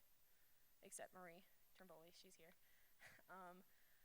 But other than that, just make your voices known, heard. Thank you. All right, very good. Katie Beth, you get this question first, and it's a little tougher as well. The role of our veterans is extremely important. You've witnessed presentations by the American Legion and auxiliary members. Tell us how you connected to those presentations and plan to incorporate this into your term as governor. The people that actually came up here and talked about American Legion Auxiliary are people that I've grown up with, have seen me grown up. You guys know the green shirt ladies, you've seen me. I've become a very small, well, I used to be small, a very quiet person into a very courageous and very strong woman, and I thank them for that. And I want to incorporate that into my government term because I think American Legion Auxiliary is something that everyone needs to experience and needs to go through. The poppy thing, I've been almost every year outside of Walmart handing out poppies.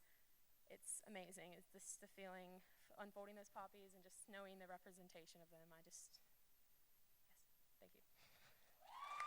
All right. Katie Beth, thank you. Megan, on to you. I'll read the question again. The role of our veterans is extremely important. You've witnessed presentations by the American Legion and auxiliary members. Tell us how you connected to these presentations and plan to incorporate this into your term as governor. Well, not only was all the presentations a reminder of the respect that we owe our veterans and the respect that we owe our active military members, but it's a reminder that we need to continue that. We need to be the people that can carry on that legacy. They had parents, they had fathers, they had grandfathers. Somebody had to inspire them. Somebody had to make them do that. And I believe that Girl State can be that inspiration, and we can do it.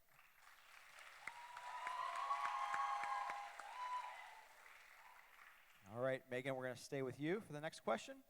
What is the one thing you would say to keep your generation in the great state of West Virginia?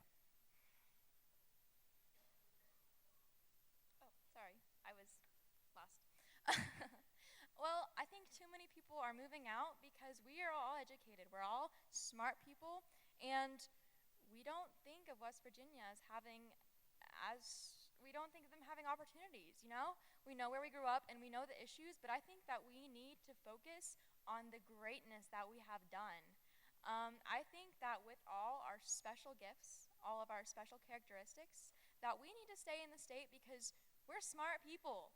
We're going to do big things in our lives. Whether you go to college, I don't know, 5 states away, or whether you go to your local community college, this is the state that you were raised in. This is where you were born, this is where you lived, and you're not going to find anything else like it. And we're the future, and we're the change, and kind of like the environment, there's no way to fix it other than doing it ourselves. So we need to stay here, and we need to be the change.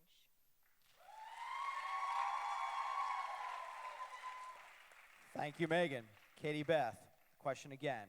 What is the one thing you would say to keep your generation in the great state of West Virginia?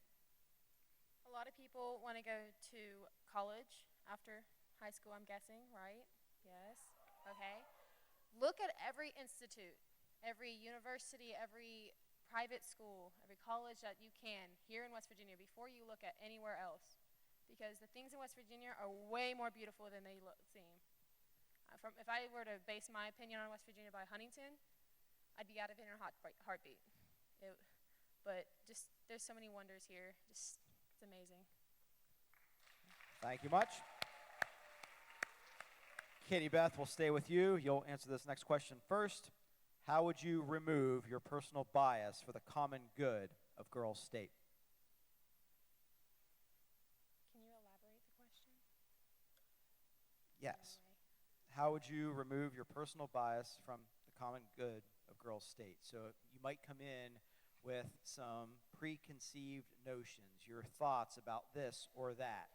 How would you put those aside for the common good of Girls State? So as I came into Girl State, I came in knowing almost a lot, but I just thought it was going to be just pure politics, pure government. I mean, it is, but I didn't realize how many friends I would know because I came in here by myself. I didn't have anyone from my school. So I came here, moved in with my roommate who was greeting me as soon as I walked in the door. I loved it. I loved how well you're welcomed here. And it's everyone that lives everywhere near you. People that I've played volleyball against have been like, oh, you're so good. Thank you. I appreciate it. But I just love making the bonds here with you guys and I want to be friends with everyone by the end of this, hopefully. I love everyone. I'm a very open person. Please, I need friends. Thank you. All right. Katie Beth, thank you. Megan, on to you. I'll read the question again. How would you remove your personal bias for the common good of Girls State? Well, before coming here, I heard some very mixed reviews. What I did not hear was that we got visors, but I found that out. Either way, last week I went to a recovery and life coach training, and one of the key factors that we focused on is bias, because we all have it. Whether we think we do or we don't, we all have it. And I think if I'm talking to any girl, whether she's a freshman, sophomore, junior, I'd leave out whatever I have to say. I'd ask her her own questions, and I'd make her own decisions. All right. Thank you, Megan. We're going to stay with you for the next question.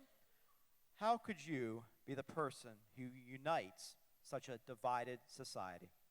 Well, I feel I've lived quite around West Virginia. I have family members all throughout the area, and I think I have a pretty good understanding of what the normal teenage girl represents.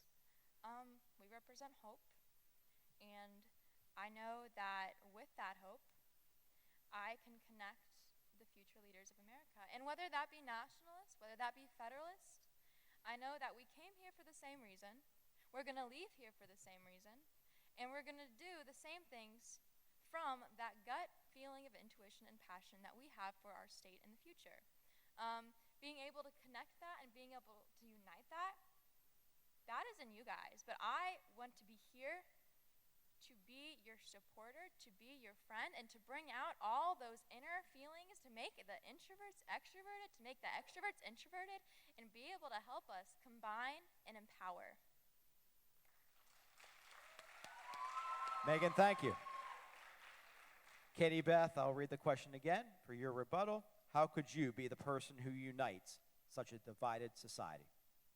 My commitment to everyone and everything I've ever done has been extraordinary. I go above and beyond, put 110%, as all my coaches have said.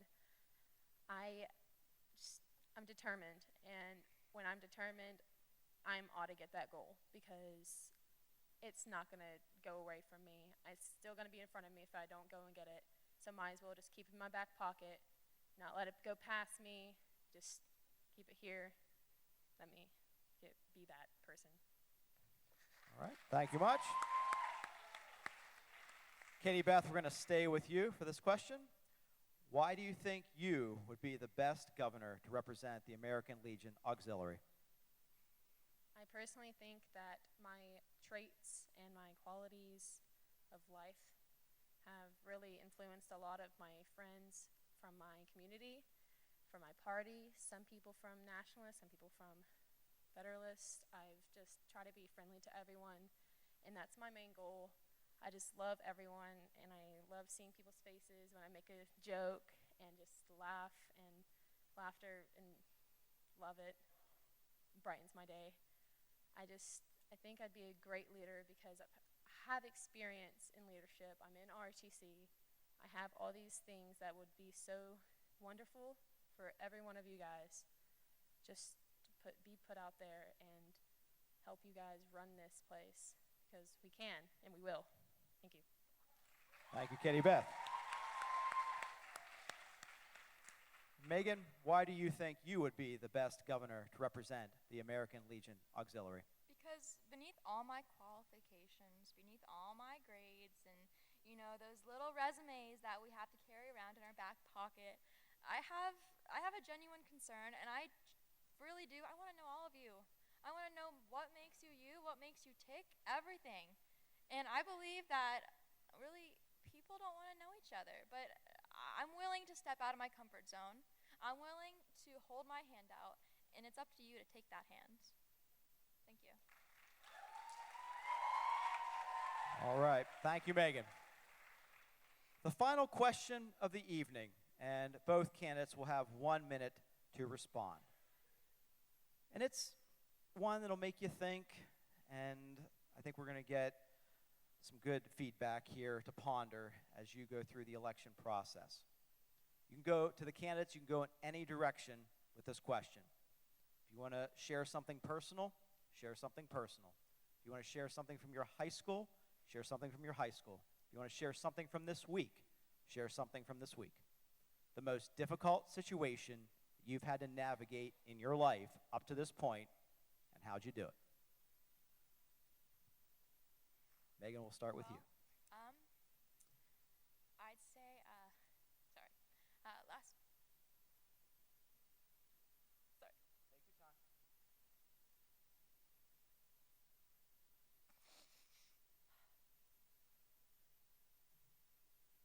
Sorry.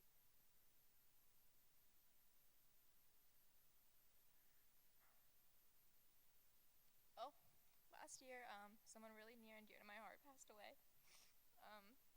He was a senior. He had 2 days left of class. He was in marching band with me, and he died in a car accident on the way to school. He showed me how to be confident. He showed me how to be a leader. And honestly, he taught me how to find my friends because that's when I needed them the most. And he taught me how people will always be here for you. There's always someone to fall back on, and you're never alone. I'm sorry, guys, but thank you. All right. Let's give Megan a round of applause for sharing. All right, Katie Beth, you want me to go through the question again, or you think you have it? I think I have it. All right. So, not a lot of people know this, maybe a few of American Legion people. I actually haven't grown up without a father. I have grown up without a father for about 13 years now. He left when I was 5, almost 13 years. He kind of gave up on us. He gave up on me and my 2 brothers. My mom, I watched him physically, verbally, mentally abuse her every day as a 5-year-old.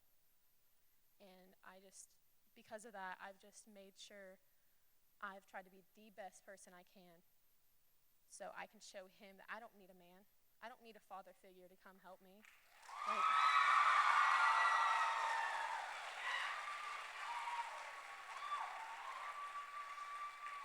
I would like to add, though, my mom got married and I have a wonderful stepdad. He has stepped up.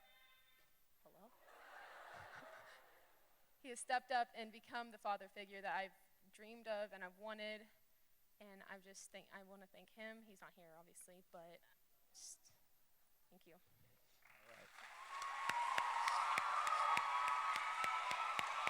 Let's give both candidates a round of applause before we get to closing statements.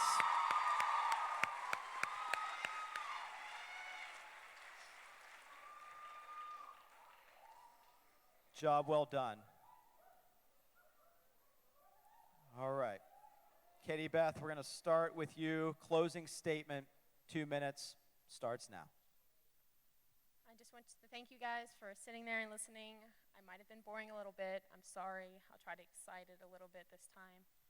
I believe that I'd be the perfect governor for 2019 West Virginia Girls State because I've actually been here before. It's okay. Had permission. 12 years old, 2015. I ran for a national office for American Legion Auxiliary Juniors. I got it. It's a big, long title. I'm not going to say it. I won't remember it. But I came here and was asked to speak as a guest speaker in front of, at the time, about 350, 400 girls. My mom said there was like 14. Minor difference. I was terrified, but that was the first time I spoke in front of a large crowd of people. And that made me overcome any fear I had. And I believe that you can be up here in my spot, you can be up here in her spot. You just have to try for it. Anytime I just know you guys have the courage, but I just want to see it brought through.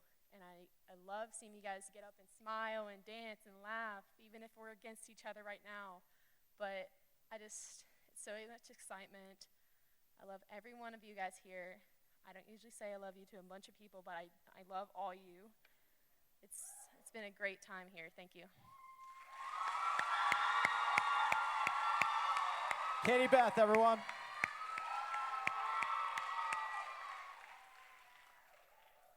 Megan, 2 minutes for your closing statement. Well, I'd like to start off by thanking you all for listening to both of us and for listening to me blubber for the last question. I apologize. But I think that today has been an amazing debate. We've been able to talk about some really important points to us as growing leaders. We've been able to discuss the platforms that both parties care about the most: education equality, the pink tax, and equality in women's feminine care supplies.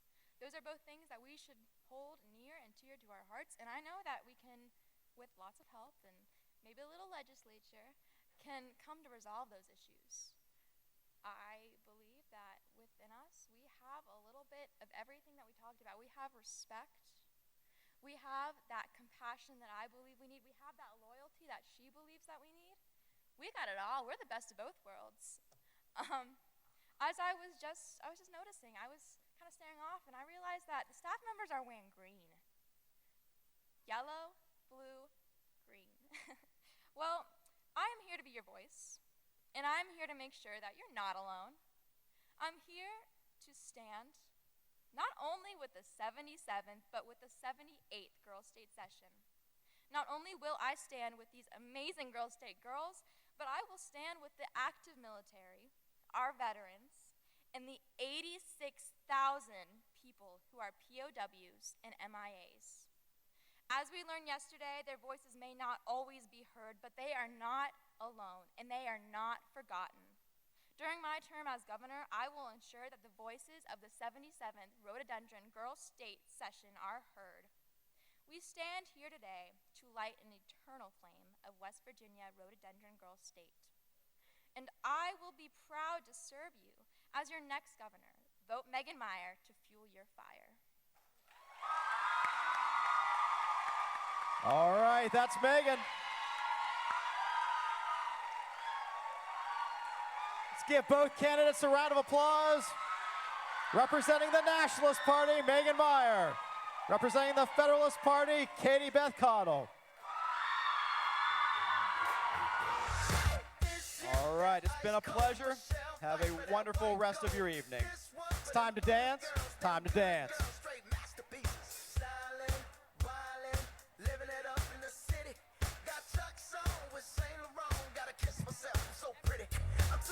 Big thank you to Scott Goddard for being our moderator extraordinaire tonight, ladies.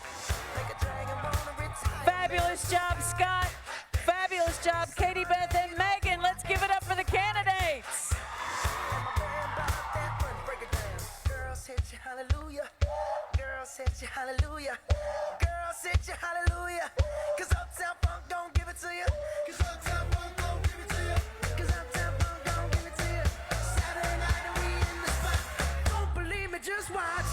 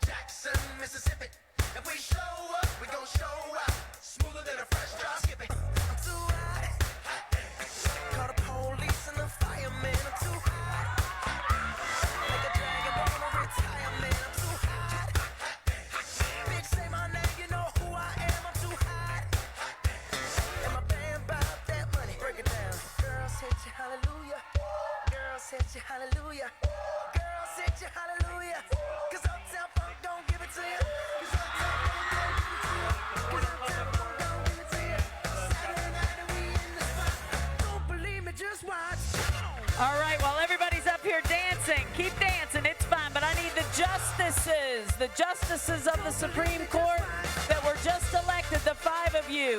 Head out back for a photo for the picture, please. 5 justices, out back. Don't believe me, just watch. Don't believe me, just watch. Don't believe me, just watch. Hey, hey, hey, oh! 5 justices, out for a photo. Let me tell y'all a little something. Uptown, funk you up. Uptown, funk you up. Uptown, funk you up. Shay, if you need Babs or my phone for that, it's on our phone. Uptown, funk you up. Uptown, funk you up. Uptown, funk you up. Come on, dance, jump on it. If you sexed and flown it. If you freaked dead and own it. Don't brag about it, come show me. Come on, dance, jump on it. If you sexed and flown it. Well, it's Saturday night and we in the spot. Don't believe it, just watch. Come on.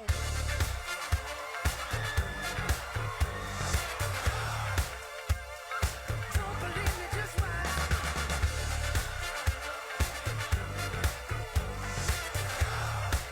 All right, I think the justices are done. Now I need the people who were elected in the primary for the Board of Public Works. So we need the treasurer, the auditor, the commissioner of agriculture, the attorney general, and the secretary of state. Out back for pictures. Nationalist 5, Federalist 5.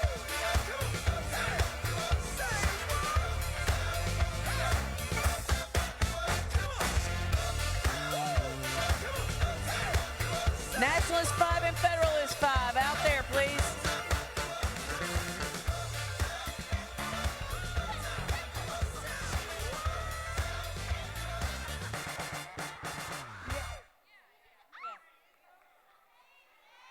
All right. Do we have everyone for that picture? Katie Beth, Megan, Katie Beth, to the back for a picture.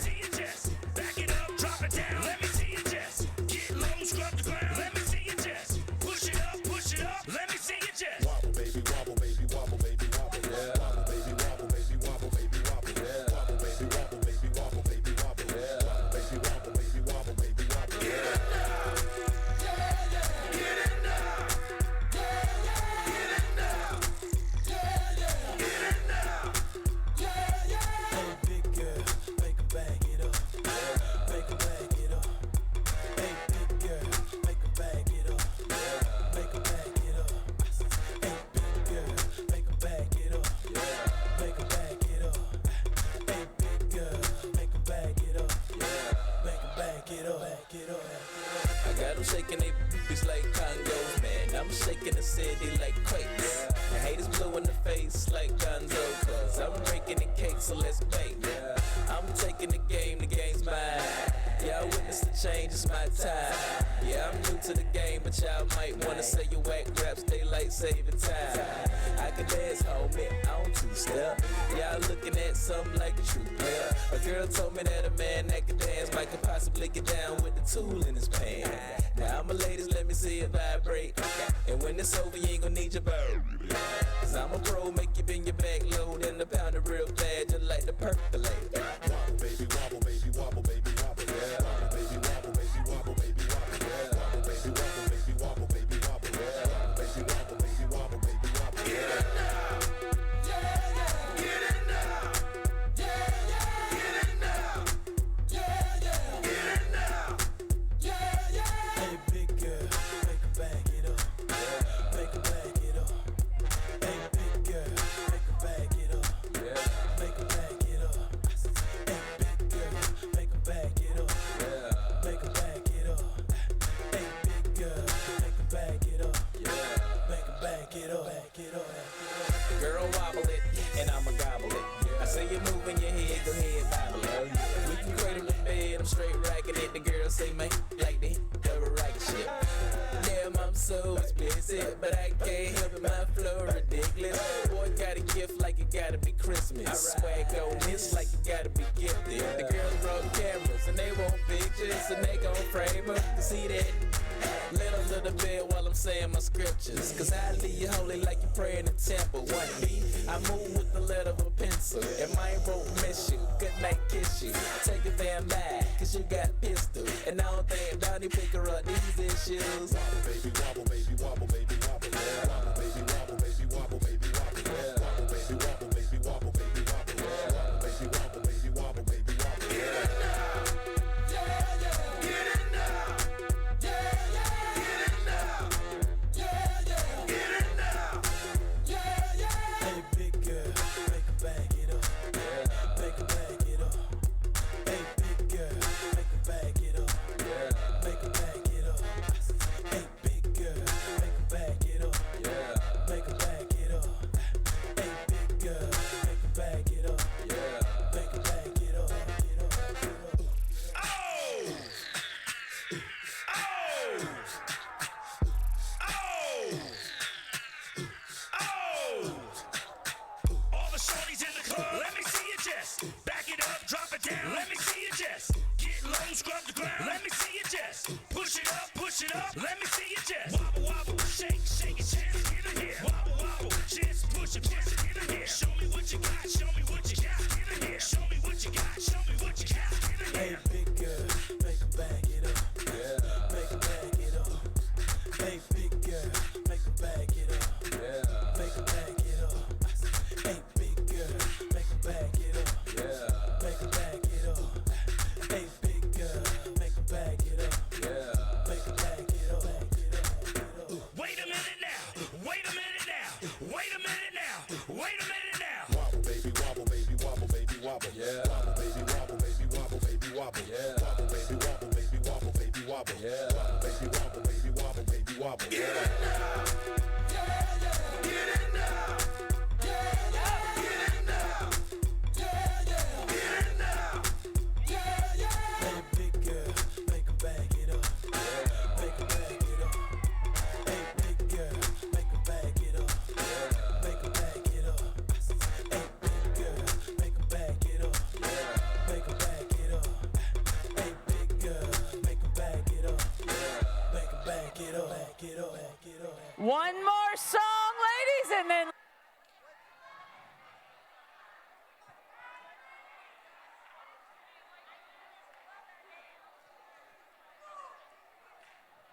No? Okay, hold on. Hold that thought.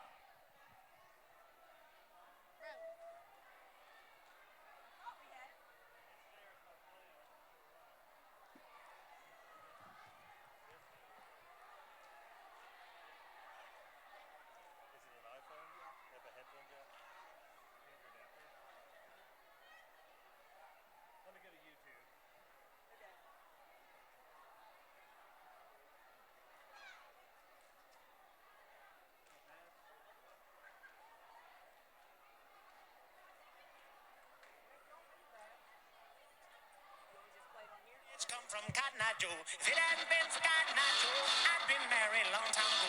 Where did you come from? Where did you go? Where did you come from, Cotton Eye Joe?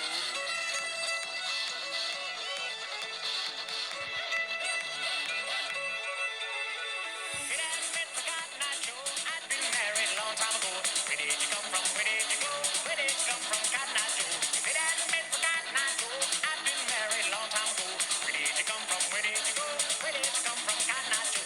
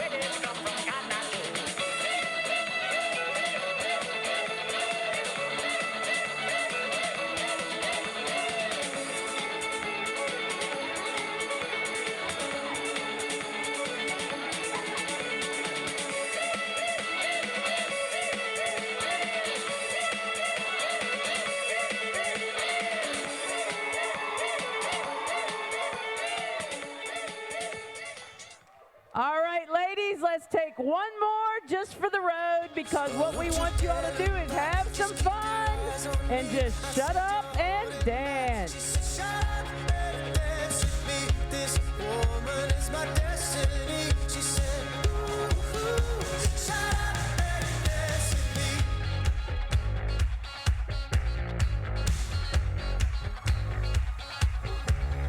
We were victims of the night.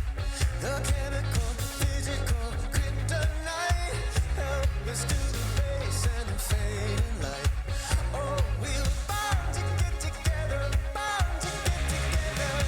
She took my arm, I don't know how it happened. We took the floor and she said, oh, don't you dare look back, just keep your eyes on me. I said, you're holding back. She said, shut up and dance with me.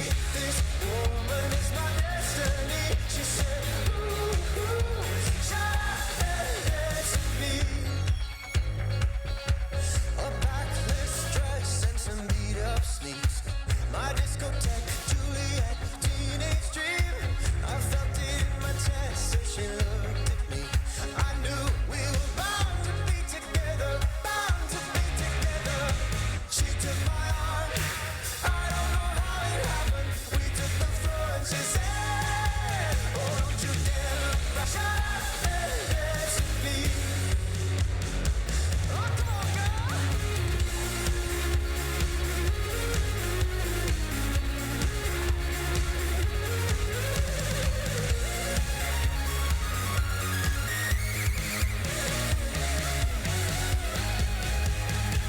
Deep in her eyes, I think I see the future. I realize this is my last chance. She took my arm, I don't know how it happened. We took the floor and she said,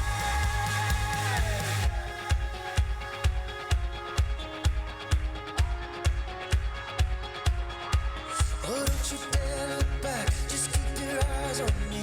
I said, you're holding back. She said, shut up and dance with me. This woman is my destiny. She said, ooh, shut up and dance. Don't you dare look back, just keep your eyes on me. I said, you're holding back. She said, shut up and dance with me. This woman is my destiny. She said, ooh, shut up and dance with me.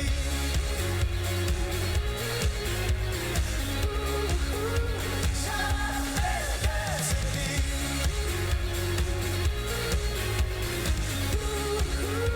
Shut up and dance with me. Woo!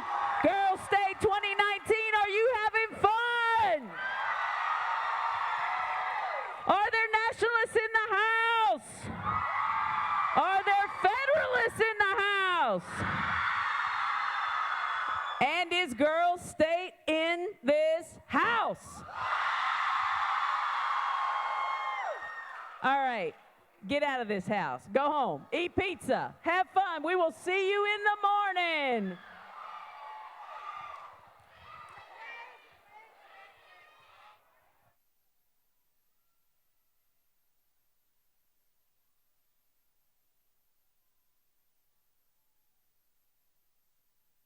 Hello? I screwed up the micro. Oh, I got it. Wait a second. What? Want to do the two Girls State cheers, the E-I-E-I-O and the tick, tick, tick, tick, tick, tick, boom. All right, who gave her a microphone?